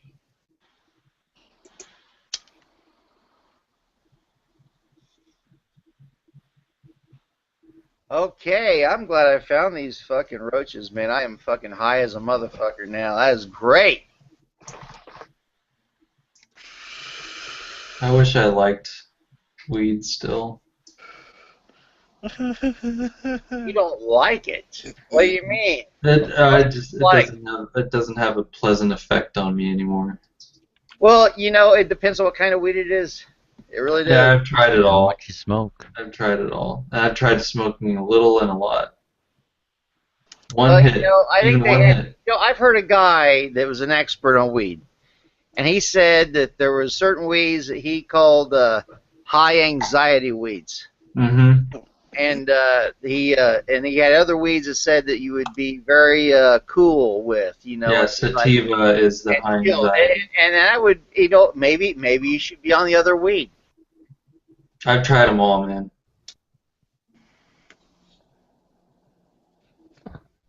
Man, I tell you what, I really feel sorry for an individual that cannot enjoy weed in some form. I mean, you know, know, right? I know that's what I'm saying. I'm like, damn, fam. Like, you know what I'm saying? You might as well just, you know what I'm saying, kill yourself, you know what I know because I am so relaxed now. I mean? Totally You know kidding. what? You know what? I'm starting to think that I need, you know, even though I try to regulate myself. Oh my gosh, you know, having a steady weed source is always good. That is a very good idea. That's a very bad advice, by the way. Don't do that. Don't. I'm kidding. What? Don't get a steady weed source? No. Well, why would that be bad advice? No, that's not what I was talking about. I told him that he might as well kill himself.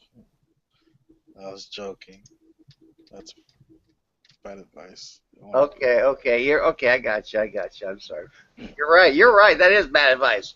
Damn, I was just getting a rope. Yeah. I bet you were. No, apparently he has came to some sort of an epiphany about weed.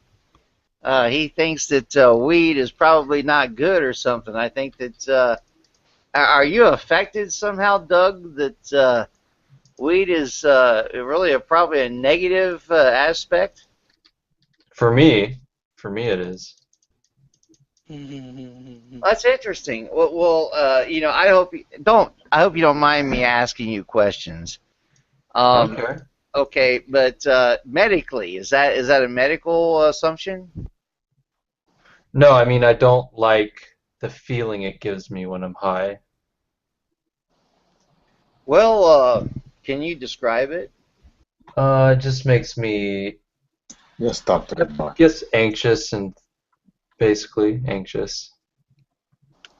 Yes, you know, and that has done that to me and a lot too, dude. Yeah, paranoid. Yep. Quite frankly, I have had quite a few anxious experiences with weed. And you know what? Weed, when I smoke weed a lot, like for a while, it makes me fucking paranoid. And I'll go to work and be like, I'm starting to second guess myself. I'm kind of fucking paranoid because I've been high. You know? That's all bad. That's always bad. What helped me because I used to get that. What I do is do something with it. You know, like either I'll start drawing, I'll start playing basketball, lifting weights. You just do something with it instead of just staying there. Yeah, that does help. If I have some kind of distraction, it's much better. That's good because, you know, I have a lot of friends that they lift weights. I think that's what's going on now. I'm being distracted and shit. That's all good. I like that. You know, lifting weights and going to the gym was weird, but you know what? Get high and go do that. Good idea. I mean, it just seemed like a good idea. The opinions expressed by the guest here on this show are not necessarily the views that is shared with the host of the show. Please be advised, there is explicit language. Parental advisory is advised. What are you reading? I'm not reading anything, man. Oh, okay. You know, where are we getting this information from? I mean, I didn't know I was in a where there's kids around zone. There's no kids around. You can say whatever you want. That's what I thought, but I heard like a parental advisory. Guys, I just don't want anyone to say anything like "fuck her right in the pussy." We don't want to say things "fuck her right in the pussy." No. All right, we want to keep it clean. We don't want to be like those stations that let you say "fuck her right in the pussy." We're not going to be one of those type of stations. Yeah. Let you just say "go fuck her right in the pussy." No. Hey, no, because we are more intelligent than that. We are more intelligent than a station that just let you say "fuck her right in the pussy." We are way better than a station. Hello, welcome to W Get the Fucked Up Radio. Come on. Shouts out to the hard of hearing. Oh, shout out to all them atheists that are definitely going to be listening to Getting High. Them sinful atheists. There's God-fearing atheists. Yeah. They just deny that there's a God. That's all there is. But they're scared. Who's all here right now? Oh, remember that? Oh, remember this? There's a good one. I'm going to lay a good one on you. Yeah, there's a holiday for atheists. It's April 1st. Fool's Day.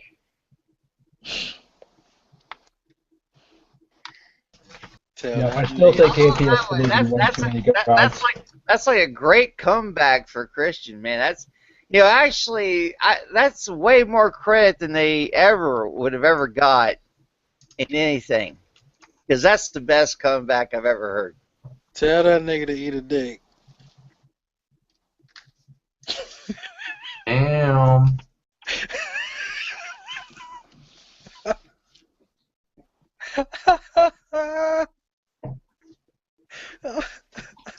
You guys think there's hangouts where the whole point is just everyone in the hangout gets high and then starts talking to each other? God. I think so. Oh god, I fucking love you guys. Hey, I love you too, man. That's so nice of you. Now, what are we thinking about these demonstrations in New York City over the dude that got choked out? I don't watch the news anymore. The dude that got choked out. That someone's doing coke. I'm hearing sniffling. No, that's just my nose running, man. Yeah, bullshit. No, why would that be bullshit? Come on, it's cold out here, man. Yeah, it's cold over here too, and raining right now like a bitch. Yeah. But you're like, I just did a fucking line and it's draining. What? It's so obvious. What? Hold on, shh, be quiet.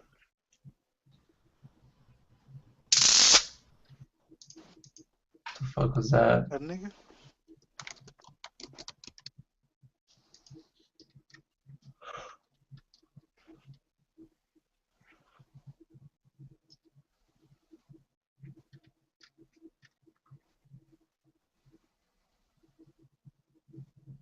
Okay, well anyway, does anybody know about these demonstrations in like New York City that's been going on? I mean, today it was only 500 people because it was raining, I guess. It was raining all day, real cold. But they said there were some pretty energetic people out. But damn, only 500 dropped a lot because it was like 8,000 the day before. What are they protesting?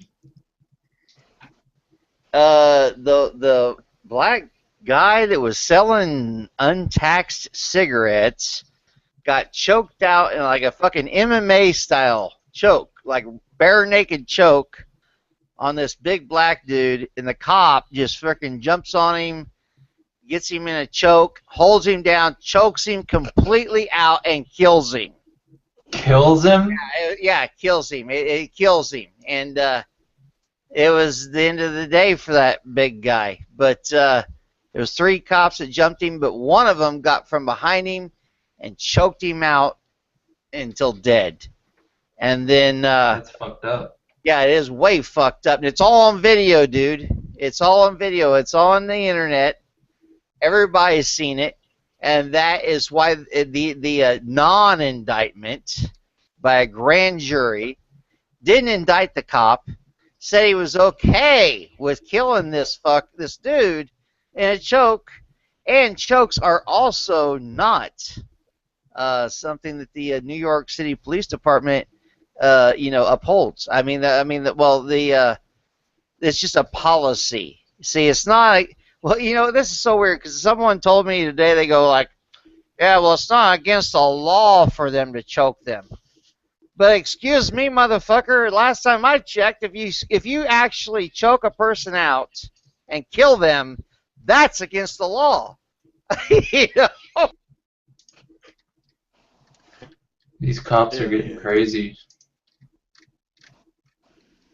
Tell them cops to eat a dick. See, that is bullshit. It's total bullshit. It's like the biggest thing that's going on. But you guys have surely heard about this. So what now? I don't know. You tell me what now. I have no idea. Don't play with me, man. Don't do this to me. You just cut that shit right over out. And what was his offense? Selling unregulated tobacco? Well, yeah, they said that his I don't know. This is cigarettes were untaxed. Is what the charge is. That's the charge. Yeah, you're gonna. It sounds like a. Loose, they said he's selling loose cigarettes. You said loose cigarette right when I took my cigarette out. And this is on the streets of Staten Island, New York City. It sounds like you challenged the cop, and the cop just took it where it didn't need to go. Well, he resisted arrest for his cigarette deal. He held up his hands, and when they tried to take him down to get his hands behind his back, he started to resist. But here was the answer. The answer was the little, and dude, these cops were all looked like little boys compared to this dude, because the dude was a big guy. I mean, quite frankly. But the one cop got behind him and jumped on him and got him in a full choke. I mean, bare naked choke, arm under his neck, and sat there and just simply choked him out till he was dead. Period. And that's a fact. I mean, the guy was an asthma guy. I mean, he needed oxygen, and then they go, oh, some of the excuses I hear is that, he was overweight and he was an asthma person. So therefore, since he was overweight and an asthma person, well, it was too easy to kill him. That's exactly what I get out of that bullshit. What's up, Noah? Yeah, that sounds horrible. It is way horrible, and it's on video. You can watch it. It's YouTube. Boom. Go search it. Boom. No, that's all right. I don't need to see anything like that. That's ridiculous. Hey, who's hosting this? I hear you. Who's hosting the Hangout? Reuven. Okay. This might sound funny, saying this to you, Reuven, but if you don't like people who just sit here and don't really say anything, like Noah, do you mind kicking him? I said hi to this dude like twice now. He ain't said shit to me. I know Reuven, he responds on the side, and I can't see the side chat. He said he will leave on his own. All right. So I said, thank you, my man. Oh, wait, I can tell. Thank you, my man. You trying to kick him out for not saying hi? It's all about being courteous. Yeah, I know. He dislikes anything that relates to hi. Yeah, but there's a principality to this. Yeah, principality. But it's not say hi and then you kick him out. It's you're playing. You're violating your own standard. No. No. I'll tell you why. Hold on. I had to exhale first. Because if I say hi, I'm already welcoming you. And if you don't respond and say hi back, especially if I know you heard me, then I'm going to assume you're not welcoming me. No, because maybe the guy's distracted and he's making a grilled cheese or something. Yeah, well, that could be true too. Yeah. In which case, I'll try later. Who's he talking about? Who's he talking about? J-Dubs. Oh, okay. I wasn't trying to make it obvious and say right out J-Dubs, but we all know who you're talking about. Don't try and hide it. Yeah. I didn't even know. You know what? I mean, how many times have I heard this same story? I mean, like for a long time. It's not just you. It's a lot of other people.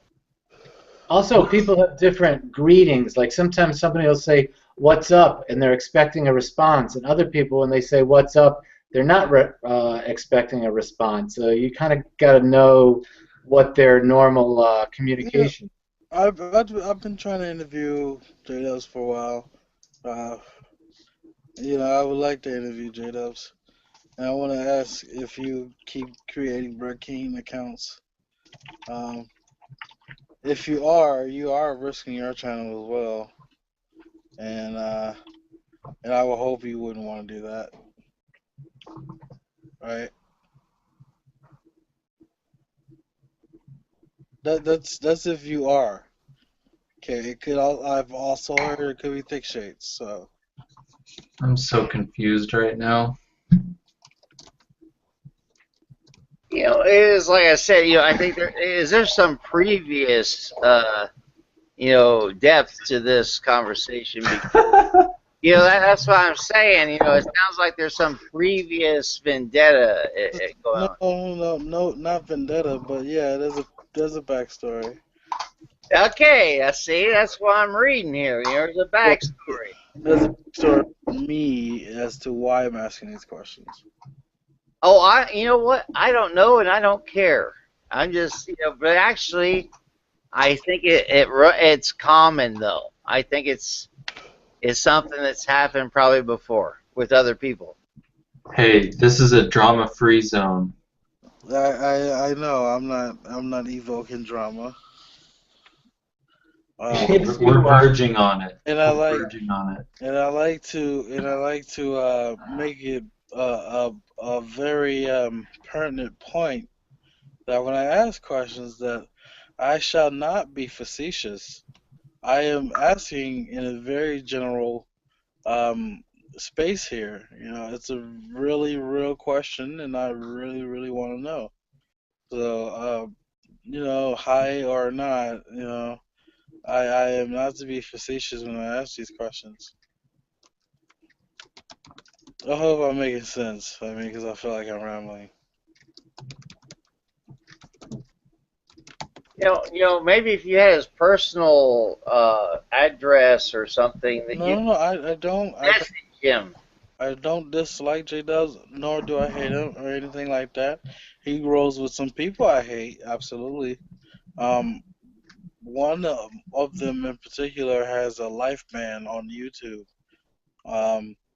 And so I'm just wondering as to why, if he's the one creating those channels, would he risk his channel to do that? Yeah, but if that's the case, you're looking for drama. That's not the case. It's a real question, and it doesn't have to involve drama. Well, it's a dramatic question. I'm not saying you shouldn't ask it, but I'm saying it pretty much invites some heavy duty honesty, and honesty usually is in a dramatic kind of context. So I'm not faulting you for asking the question, but it is kind of drama oriented. I mean, if that's how you feel, then I won't ask him. But that's the question. No, I'm okay. I'm okay with drama, and I'm okay with honesty. I mean, I'm not criticizing you by any means. I'm not okay with drama, and no. I try to make it a point that that's not what I'm trying to do. Well, the difference would be with how it would be responded to, because you could ask a question like that, and depending on how the response is, there could be like no drama at all, which is not what you're looking for. But on the other hand, it very easily could turn into drama. So it's one of those questions that is right on the precipice there. All right.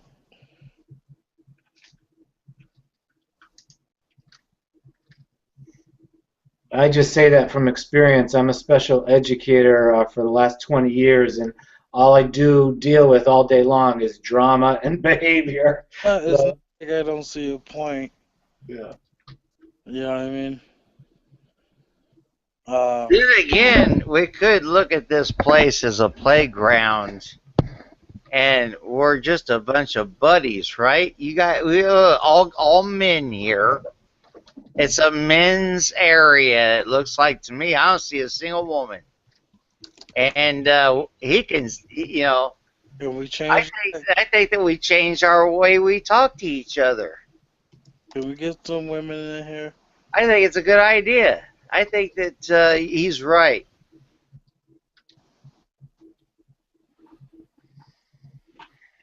Women can be worse than men in some cases, though. My most recent bosses have been women, and they've been acting like the worst case authoritarian, violent-oriented MFers than the men in the program. So just because you're a woman doesn't mean you're coming with any common sense.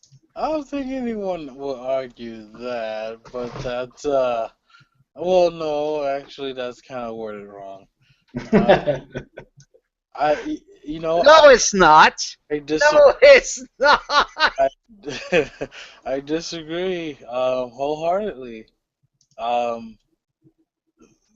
think. Oh, you know what? I love it. That is hilarious. I think you should word it something more like,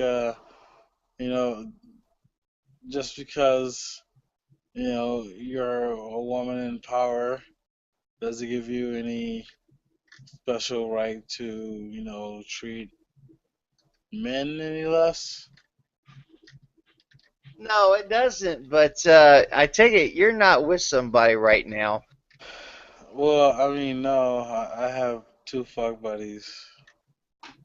Well, see, that's what I'm saying. You don't have to fucking go a day-to-day deal with one of these bitches, because if you did, you'd be finding out.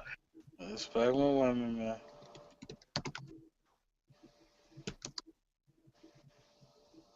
Oh, man, I am fucking stoned. Oh, man. You guys might have to give me a minute here. Did you go too far?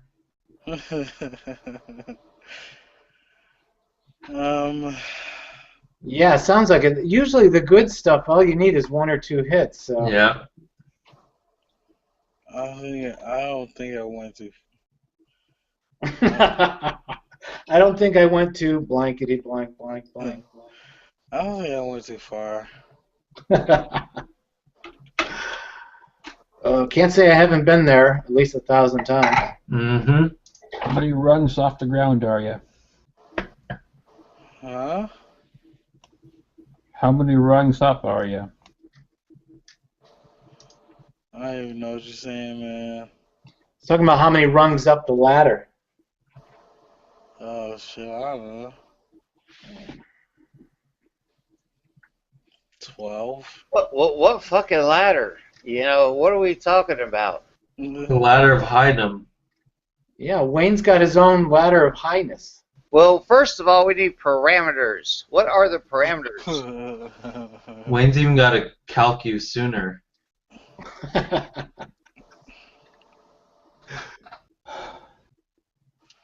I figured my ladder company's going to go out of business because my marketing goal with it to say that we help people get high.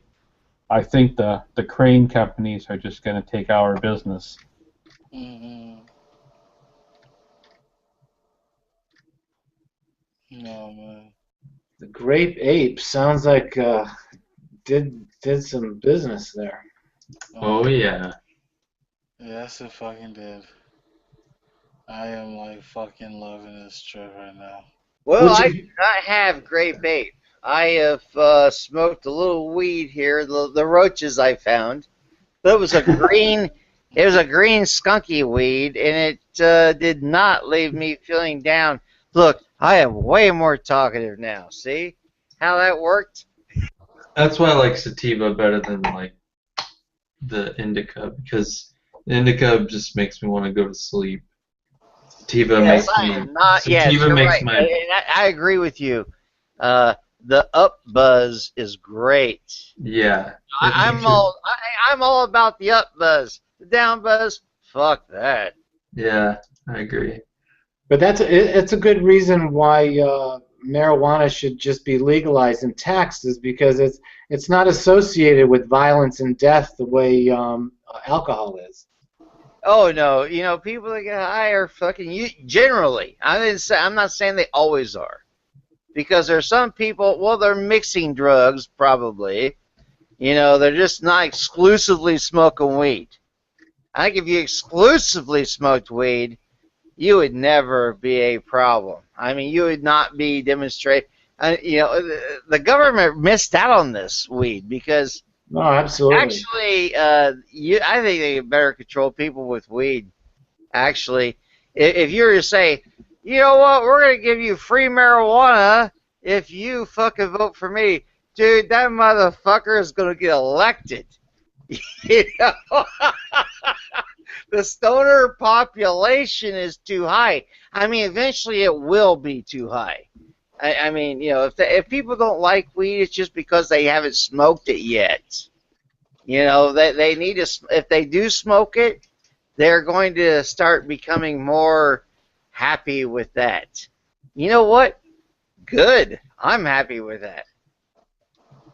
No, it's just I think it's the historical record is so much in its favor, especially when so many problems in society are based on violence and conflict and miscommunication between differing subgroups, and you never hear about that really coming out of you know, communities that are, you know, pot smokers. You don't hear about it. No, that's not typically a deal with a weed smoker. But you know, there's people that smoke weed that have caused problems. I mean, I'm not saying that's not true, because No, obviously, definitely true. Yeah, but overwhelming, the evidence is in the favor of marijuana to be used as you know, an intoxicant than alcohol. Give me a break. Hey, I like alcohol. Yes, I like alcohol. I didn't say it wasn't enjoyable. I'm just saying there's more violence and death associated with it. He's right. He's exactly right. There's no question about it. He's right. So Today is the end of prohibition. Yeah, as long as you're going to legalize alcohol, then there's no argument for keeping marijuana illegal. Yeah, it kind of makes total sense. Yeah. And, you know, as soon as the fucking medical company realized how fucking profitable that would be, maybe we can get some real good shit, you know. I don't think you need anything better than grape ape. I think you got the best shit you need, man. No. Hold on. How much better you want it to get? But see, just like I'm talking about having a weed that picks me up versus slows me down. Oh, I mean, yeah, you want to have diversity. He ought to have the same. He ought to have a weed. See, weed varieties are so different about the way that you feel about them. Yeah. And, I think that if you find the person, talk to an expert, and they could probably put you on a weed level that you feel you could deal with. Like, it's all, you know what, in any drug, it's about what? The amount that they give you. It's not about whether is this bad or is this good. It's the prescription. Yeah, but it's not and the details of the prescription will possibly on weed lead you to a happy point. And you know what? And medically, it would be a good idea. Totally.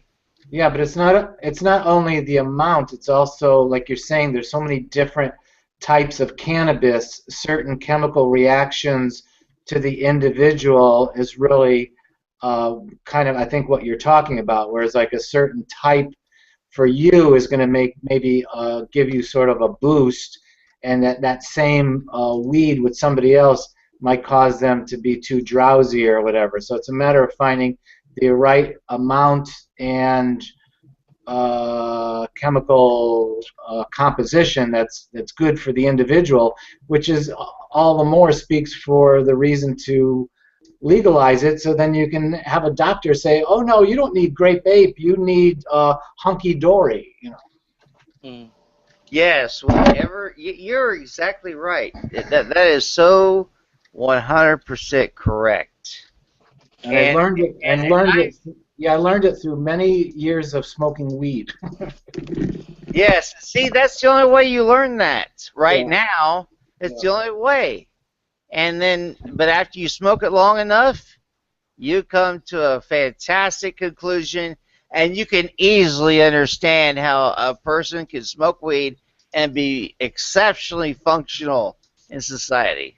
Yeah, I mean, I don't smoke it regularly anymore, but if it became legalized, I certainly would be going out there trying to find just the right strain that's good for me to keep me creative and productive and not make me a waste on a couch, you know. Isn't that a good idea? Yeah. I think everybody can find out what they're best made out to do. Yeah, I mean, look at Amsterdam, the Netherlands. They got like all kinds of dispensaries that are so diverse that I'm sure people are figuring it out there. Like, what is the best, kind of weed for, certain activities. If you want to chill, if you're looking to be creative, if you want to mow the lawn or rake the leaves, or you want to paint. I mean, there's got to be certain type of weed that helps you enjoy it and that'll be individualized to each person's chemistry. I really enjoy this conversation. I think that's exceptionally a good idea. I think that you're espousing some great knowledge about the details of weed, because I've experienced the same thing. I mean, I frankly have always found certain weeds make me feel better ways. Right. And even right now, I know this weed that I've encountered recently. Very nice. Good level of potency to be up, and you don't feel so paranoid. That's awesome. I think that's a combination. Yeah, that's what I learned, especially like within the last 10 years, because the potency of the weed is like so dramatic. I found out that just one or two hits is absolutely sufficient for me just to get into a different mindset. But any more than that would start to make me be sort of useless and kind of an idiot. But as long as I keep it to a minimum amount, I'm fine. I think you're onto something completely there, man. You know what? I agree with you 100%. Yeah. It's just a matter of, like you said, using it right amounts and the right when I smoke it, if I smoked it all day, I'd be worthless. I'd be fucked all day on the couch. Absolutely. But you're right. A little smoke, maybe at the end of the day or whatever, I feel better. I think I'm more productive. Yeah. It's just like a little bit of alcohol. You can have a couple of glasses of wine. It's different than having a whole bottle yourself.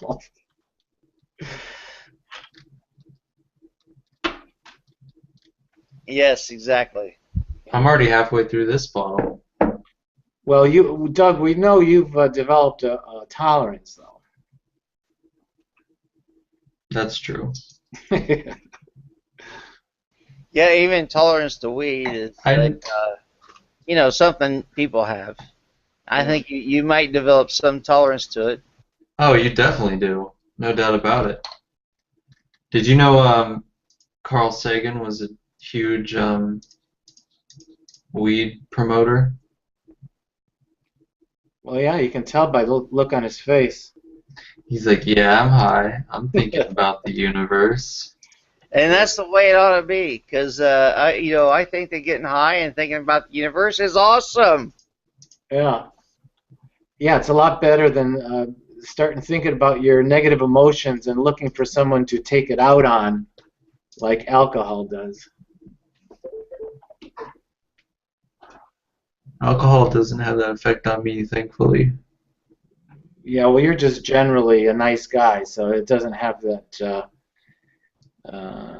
You don't have those dark corners like the rest of us do.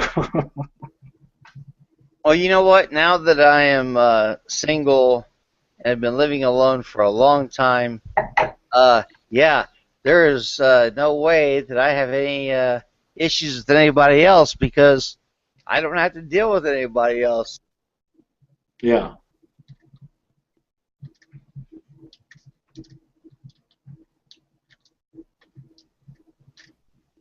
And I'll tell you what, that makes a big difference because you can deal with everything on your own.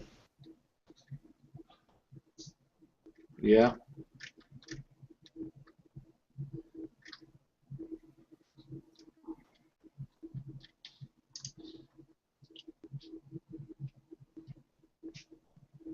Actually, I'm just thinking that the Native Americans and the Rastafarians, and I'm wondering if there are other religious cults or practices that incorporate the use of intoxicants as a regular aspect of their appreciation of nature and divinity, and wondering if those sects have less violence associated with the belief system than other religions, that because they don't have sort of a policy on intoxicants, it sort of opens the door for the misuse of it. Well, Hindus have used hashish for a long, long, long time. Yeah. So, I mean, that's I don't know, that's an interesting thing I never considered. You know, like Christians and Jews and Muslims, I don't think they have, you know, like a tradition of incorporating intoxicants as a regular aspect of their belief system. And No. I'm wondering if they did, there might be less violence associated with their histories, like Native Americans, Hindus, and Rastafarians. Could be. Wouldn't surprise me that that could happen. Yeah. If you got the entire Muslim world high on weed every day, I think it would be way different. Well, you know, the Muslim world seems to have a lot of opium. That's like the they just sell it though. Poppies. They have a lot of that shit. That they always have for a long. Yeah, but they're selling it to us. Do what? They sell it to other countries mostly. Yeah, but so no one there takes them. Well, some people I'm sure do, but it's not a big problem or anything. It's a cash crop for them. What would you say is the research in the area that you could provide for evidence of that? That it's mostly exported? Well, you know, research that the local people do not take opiate drugs. The fact that the Islamic religious police will punish you for that? Yeah, I mean, there's just a general anti-drug. Now, really, wait a minute. That's an arbitrary assumption. That's not facts. And I want facts on that this person is not on opiates at all versus and also as an Islamic individual. So see, that needs some frickin' details. You can't just say, "Oh yeah, those people out in the Mideast, if they're fucking Islamic, they're not getting high on heroin because there's like literally tons of heroin being, taken out of the country." Now, how can you live around tons of heroin as a human being and actually not use any of it? Bullshit. It is used. I call bullshit. It is used there, but I don't think it's as big of a problem, say, as opiate abuses in the U.S., for example.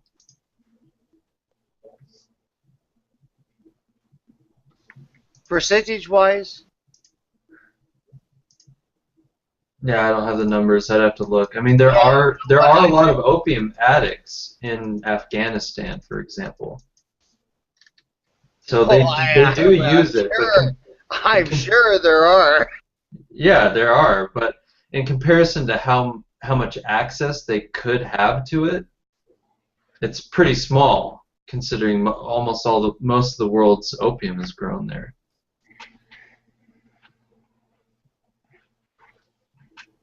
I don't know. Could you actually even say the same about the United States? I mean, well, we're the ones consuming all of it. Once it, could probably get it.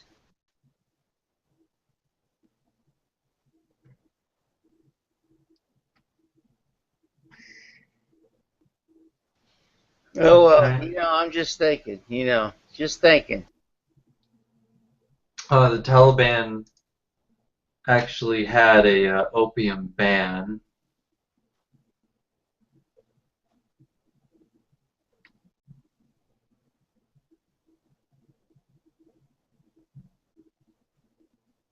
Wow, I didn't know this. Afghanistan is also the largest producer of cannabis in the world.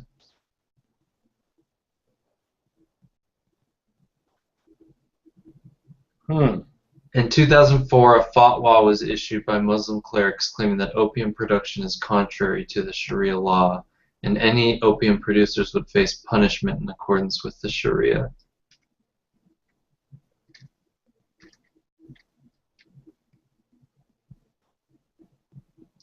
Yeah, see, that's sort of falling into my little theory there, that if some of these religious systems had a way of honoring intoxicants in a healthy sort of way that supported productivity, then you wouldn't, you might have less incidents of violence. Yeah. It's just that out of ignorance that people don't, things they don't understand or unfamiliar with, they just label it as evil, and they have to stay away from it, so they don't learn how to balance it into their lives. Problem is, a lot of these, like especially in the Middle East, there's religious power structures in place, and I think drug use threatens them, and they know it. And that's one of the reasons I think that a lot of highly organized religions are against drug use.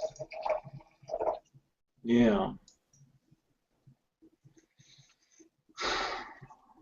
But if it just seems to me that if it's part, like for instance, marijuana, I don't know about opiates or whatever, or opium, but if these chemicals are naturally occurring, then to me it seems like that's a sign that there's a place for it in life. So rather than creating this big scare against something that would alter your normal way of thinking, it just seems to me like it just needs to be incorporated in a balanced way that really sort of reflects nature instead of denies nature. Well, I agree with that. Right. He's right. How do we get them to think the way you're thinking, though? Well, they got to become at least Bible Geek Hangout members. Could start there. See, there's the reason that I party and hang out, because you guys are giving me great information, and we are in total agreement. You know, the weed should be legal. Yeah. So it's just outrageous. I mean, just look at the prison system itself. Are you freaking kidding me? The number of people who are in prison who are somewhat associated with the consumption of marijuana. Are you kidding me? That's so retarded. It's an industry. Retarded. I mean, I just finished binging on Boardwalk Empire, and just all the nonsense and the killing and all the ridiculous amount of money that was made because of, you know, creating it as this forbidden substance, etc. And have we learned from that 100 years later? No, we still got, you know, thousands of people's lives have been destroyed, and they're behind bars because of it. It's no different. It's no different. Yeah, I think prohibition is just insane. Any kind of prohibition on drugs. Yeah, I mean. Hey, wasn't today? I mean, the 5th of December, the anniversary of the repeal of alcohol prohibition. That's right. Why do you think I'm drinking wine? Cheers. Holy shit! Cheers. Awesome. Wait, I didn't catch that. What's the anniversary of? Today is the end of prohibition. Today was? Today, yeah. Oh wow! How many years has it been? Like almost 90, I think. Well, yeah, I think it was 1930 or 1930, 33, something like that. Google.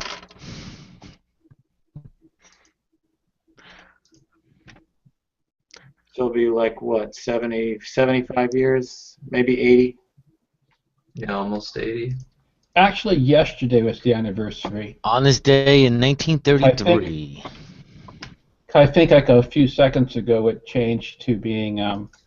Nope, it's not midnight yet. It's not? It depends where you My are. computer clock must be fast. My clock is synced up to Oh, well, see, it was yesterday for me already, because it's 3 in the morning here. Oh, well, you missed it. Yeah. So almost 80, right? Now it's the next day for me. Now it's November 6th. But yeah, it's just crazy. I mean, something like that to me just seems like there's so many obvious things that we should have learned from the era of prohibition, but here it is almost 100 years later and we still don't get it.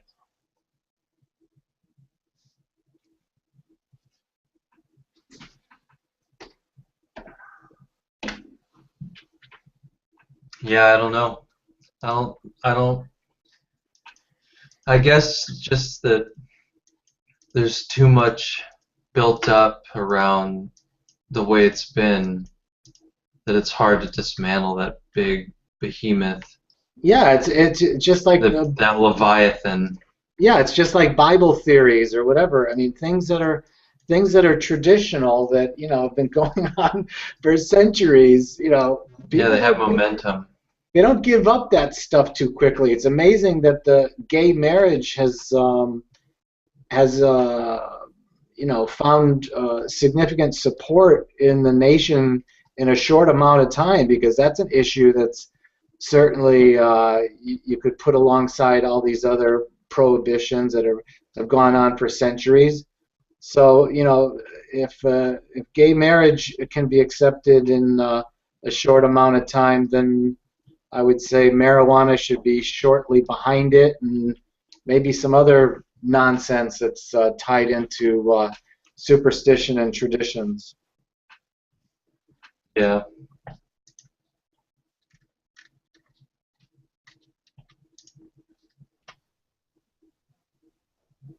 Come on, J-Dubs. Even Noah drank a little wine. Come on.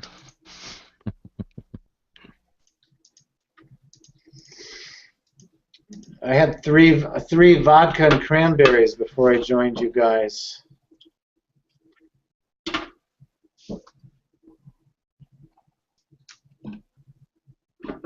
I told Reuven, and he invited me to the group, and there's nothing happening at the bar, so I just said, well, I gotta go to the Hangout then.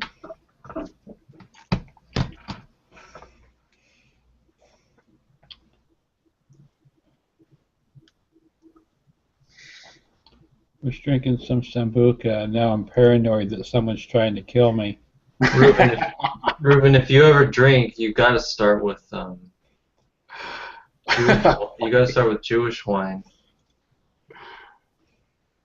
or French wine.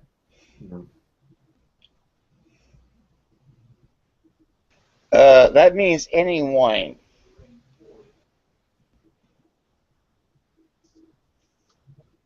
Any wine is Jewish wine? Well, California Napa Valley. Only if it's made from real Jews. No, California uses a lot of the grapes that are grown in California aren't grown in France to the same extent, and vice versa. Oh, that makes it perfectly clear. I got an odd question. Has anybody got a recommendation for a cheap GPS? Cell phone? No, for the just to keep in the car.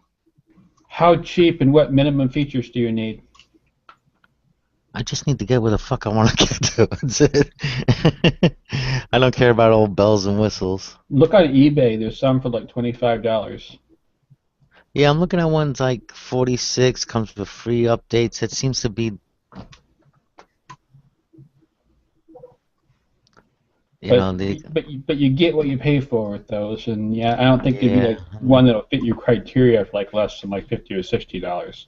The $25 ones will tell you your latitude and longitude, but not much else. Yeah, you want a navigation. Yeah. I had a GPS once that told me to keep taking a left, and I was going in circles.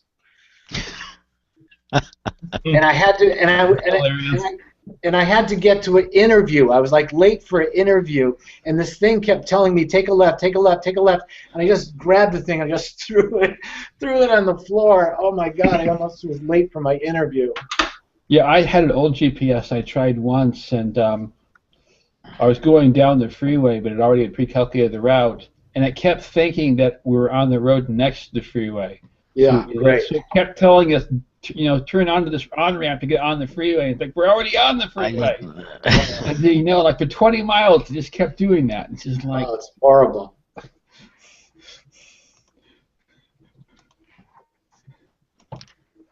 Have we gotten too dependent on technology? Mm-mm.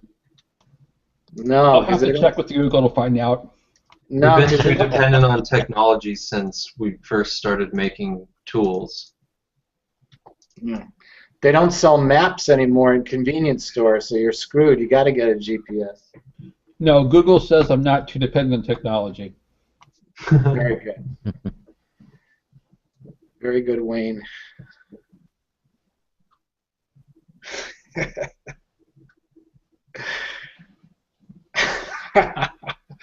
Wayne. He's right. Yeah, we don't need maps anymore, right? I needed a map the other day because my phone died, but I couldn't find a map to save my life. What if a UFO crashes into a satellite? We're screwed. Wow, I'm totally unobservant. I just realized that that's Frank on the webcam. Yes, you're drinking too much, Doug. No, I didn't even start drinking when I saw you on webcam. Okay. Now, obviously, Frank's the one that's drinking. He's the one that looks blurry. Oh yeah, do I still look blurry, Wayne? Yes. It's not bad though. I mean, it's not that bad. Wait, is it? See if this is better.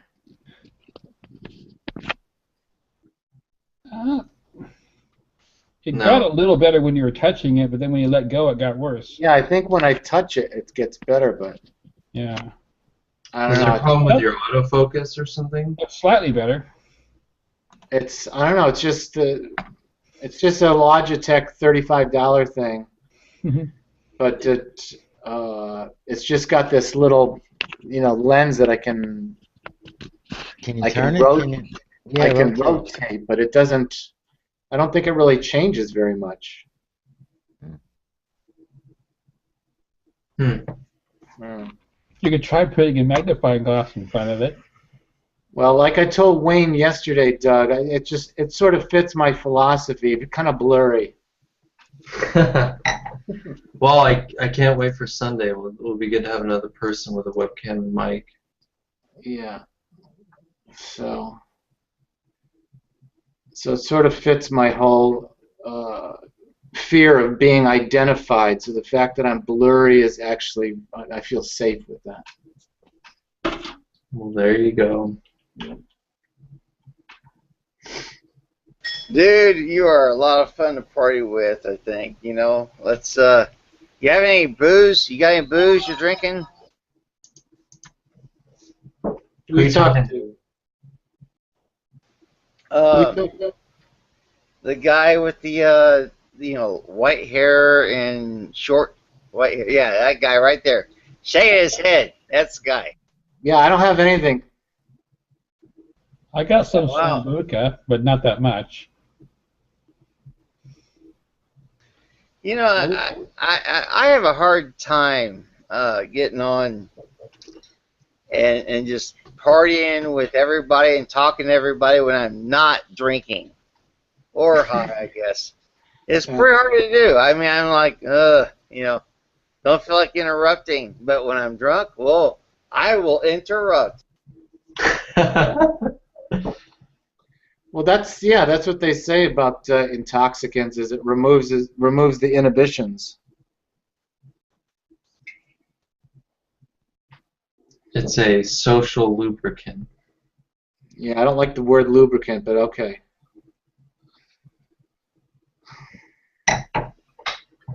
You prefer lubricant? Yes, thank you, Wayne. Oh boy. I'm going to start recognizing that a pun is almost in every statement. I'm just going to expect Wayne to jump on it. Doug didn't sound too enthusiastic about that, Wayne. I'm punned out. I'm kidding. Yeah. I appreciate puns. Actually, even in the Bible, there's like puns. Evidently, I've heard in some of the language that was chosen. Yes. They're created specifically because of the pun, and then exactly. You don't necessarily get it in the English translation because there's no pun. I can give you an example.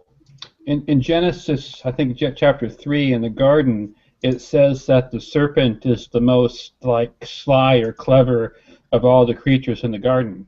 Yeah, that's the one I was thinking of. And then soon after that, it says, that Adam and Eve, or Adam, was naked, but he was not ashamed. Adam and Eve, yeah, she was there at that time. And isn't it because of the similarity of Adam's name, right? No, it's the word aram, I think. Basically, it means like slick, and it's like in English, but it means slick as in clever or slick as in naked. Oh, okay. Does Adam mean man or earth, or both? It means both, kind of, but there's actually differences in the vowels, I think, for the different words, but. Yeah. But to me, even something like that, I just take that to be an obvious fingerprint of man trying to be clever. Not that it's that it's God is the author of puns. Give me a frickin' break. Exactly. But Genesis is full of wordplay. Yeah. It has a lot of repetition in the Hebrew of let the green plants. In English, you just didn't have it. It's like let the sprouts sprout, sprouting things kind of thing is what it kind of says. Yeah. Yeah. Lord help us. Yeah. Trying to find a needle in a haystack. It's an important needle. I gotta find that needle. Just burn the haystack. Finding a needle in the ashes is a lot easier. Exactly. That's what I'm thinking. That's why I asked in that one of the groups we had before, I said, I think maybe one of the reasons we don't have any record of Jesus writing anything is not because he didn't exist, but because he didn't want things to be written down and recorded like it was, thus saith the word of the Lord. He'd rather have it be an organic search that every person sort of discovers for themselves and how they're connected to life and on and on. I don't think he wanted it to be such a frickin' blueprint manual that everybody was going to live their lives by. Yeah, you know what, man? You're fucking right. That's my theory anyway. I have no evidence for it, but that's just my theory. You know what? I think evidence is important. I'm looking for the evidence, though. I'm looking for some piece of evidence that kind of supports my theory. And that's why I hooked up with me too. Me too. Right.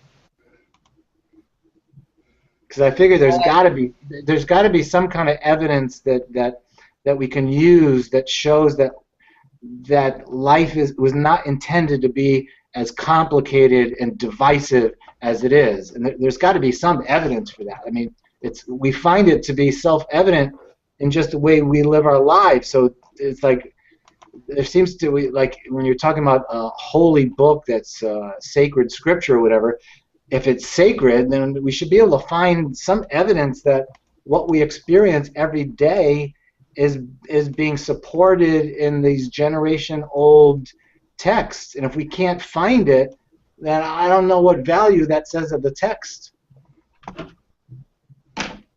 There's some stuff in there that's like that, I think. No, absolutely, but it's more like needles in a haystack is what I'm saying. It's like instead of like being, the hay in the haystack, no, it's not the hay, it's a freaking needle. It's a couple of needles. What's in the big inning? What's the parable where there's weeds amongst the wheat, and they're asking, like, should we go into the wheat and take out the weeds? And Jesus says, no, just wait until the whole crop is fully grown and then harvest it. And then you can separate out the weed. Yeah, that just sounds ridiculous to me. That just sounds like, again, so many of these statements just sound like obvious reflections of particular communities at the time, and here we are 2,000 years later trying to make sense out of it. It's ridiculous. Oh my God. Somebody should read Reuven's jokes for the live chat. So Go ahead, right? for the YouTube, people who watch YouTube later will know the joke. Where is the first baseball game in the Bible? Answer: in the big inning. Eve stole first, Adam stole second, Cain struck out Abel. And Reuven has a couple more up above. Yeah, I'm not reading those ones. I mean, it's ridiculous. I mean, as ridiculous as those jokes are, we look at like centuries upon centuries have gone on before us, focusing on friggin' Adam and Eve, and Cain and Abel. Are you kidding me? Can't we just fucking get over this? I just don't believe it. What excuse did Adam give to his children as to why he no longer lived in Eden? Your mother ate us out of house and home. That one's pretty good. Who was the greatest financier in the Bible? I don't get that one. Noah. He floated his stock while everyone else was in liquidation. Oh my God. Out of control. Your mother ate us out of house and home. Eve ate the apple. If you don't like my delivery, you read of Noah.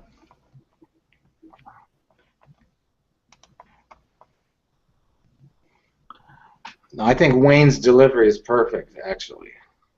Who was the... Oh, no, it scrolled up on me. Who was the first drug addict in the Bible? Nebuchadnezzar. No, it scrolled on me.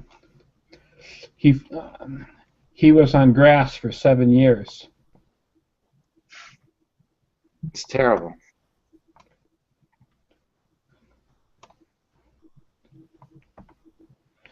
Who is the greatest comedian in the Bible? I like that one. Samson. He brought the house down. There you go. Now we're getting into the good stuff. Where's the sound effects?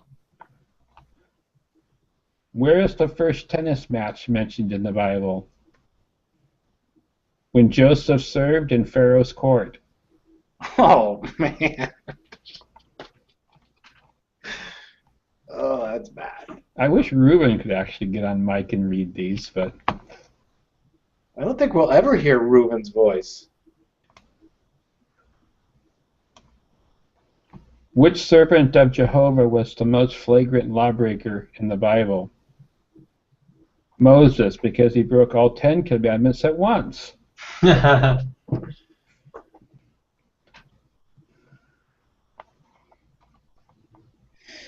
These stories kill me. I'm sorry.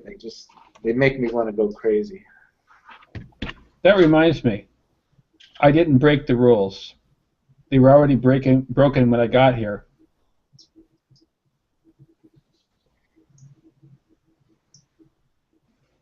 But yeah, perfect from a drummer. Why didn't Noah go fishing?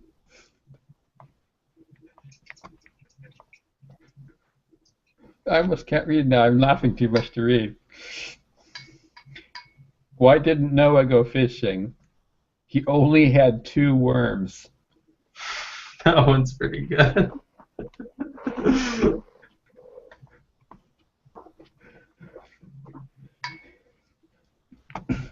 How do we know that they played cards in the ark?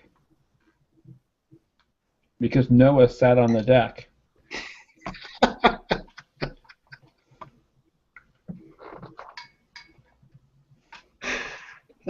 Why was Goliath so surprised when David hit him with a slingshot? The thought had never entered his head before.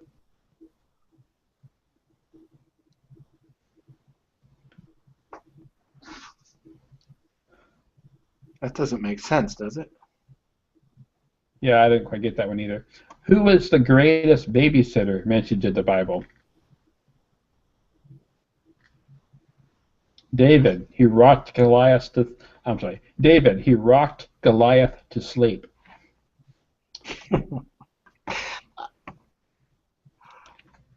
I think your delivery is fine. I don't know what the gentleman was speaking of there. What kind of man was Boaz before he got married?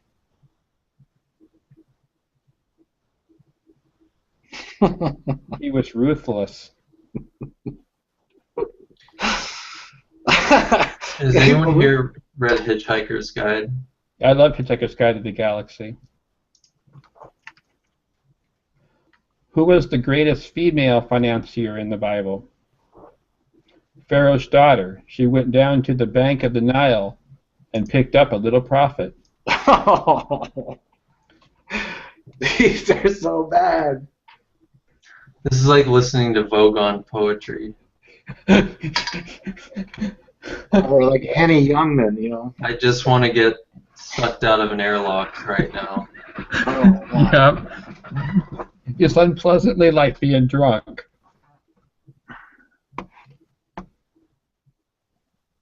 Come on, somebody. How do we know that Job went to a chiropractor? Because in Job 16:12, 14, and 16 we read, I'd come to be at ease, but he proceeded to shake me up, and he grabbed me by the back of the neck and proceeded to smash me. Wow. That's a long way to go for that joke. Yeah, that does remind me of Vogon poetry. Hey, Yes, I'm definitely like being drunk. sorry, bro. I was wondering, do you actually know any Vogon poetry that you could recite? Because like I used to like Hitchhiker's Guide to the Galaxy. Do you actually remember any of it? I think it was in the first book. I loaned my mom the book, so I don't have it here with me right now. I don't remember any of it. Well, that's all right, man. Maybe another time. And according to the Hitchhiker's Guide to the Galaxy, Vogon poetry is only the third worst poetry in the universe. Or in the galaxy. Here, you want to hear Vogon poetry? Here we go. You want to hear it? Yes, yes, yes! Oh, freddled grunt bugly. Thy micturations are to me as plurtled gabble blotchets on a lurgid bee that mordiously hath blurted out its erded girdles into a rancid, festering, confectious organ squealer. Take it anymore. Now the jerpling, slagid agrocrustals are slurping haggardly up the axle quirts, and living globules frart and slipulate like jowling meated liver slime. Group, I implore thee, my foonting turling drones, and hooptuously drangle me with crinkly bindle wordles, or else I shall rend thee in the goober warts with my burgle crunchin'. See if I don't. The end. Is it over yet? It's like reading Jabberwocky. 'Twas brillig, and the slithy toves did gyre and gimble in the wabe. All mimsy were the borogoves, and the mome raths outgrabe. Beware the Jabberwock, my son, the jaws that bite, the claws that catch. Beware the Jubjub bird, and shun the frumious Bandersnatch. He took his vorpal sword in hand. Long time the manxome foe he sought. So rested he by the tum-tum tree, and stood a while in thought. And while in uffish thought he stood, the Jabberwock with eyes of flame came whiffling through the tulgey wood, and burbled as it came. 1, 2, 1, 2, and through, the vorpal blade went snicker-snack. He left it dead, and with its head he went galumping back. And hast thou slain the Jabberwock? Come to my arms, my Feemish boy. Calais, O Frabjous day. He chortled in his joy. No, I lost my place. No. You did very well. That was awesome. I gotta repeat the first verse, if I just, yeah. Did you recite that and the from memory? toes. Yeah, from memory. No, yeah. Wow. No, that was from memory. I could tell. Well done. Yeah. The Jabberwock is a great poem. And then the first verse gets repeated one more time. So, "'Twas brillig and the slithy toes did gyre and gimble in the wave. All mimsy were the borogoves, and the mome raths outgrabe." Very nice, Wayne. I might have done better without the sambuca. No, I think it was perfect. Alright, guys, I gotta work a long day tomorrow, so I'm gonna go to bed. But it was good talking to you all. You too. Be rested. And I'll see some of you Sunday. Yep, see you, Doug. It's been a good time, man. Peace out. Yep. See you guys later.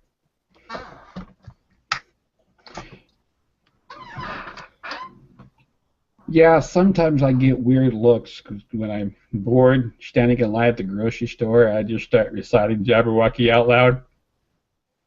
Yeah, that'll do it. People just don't have much appreciation for the arts.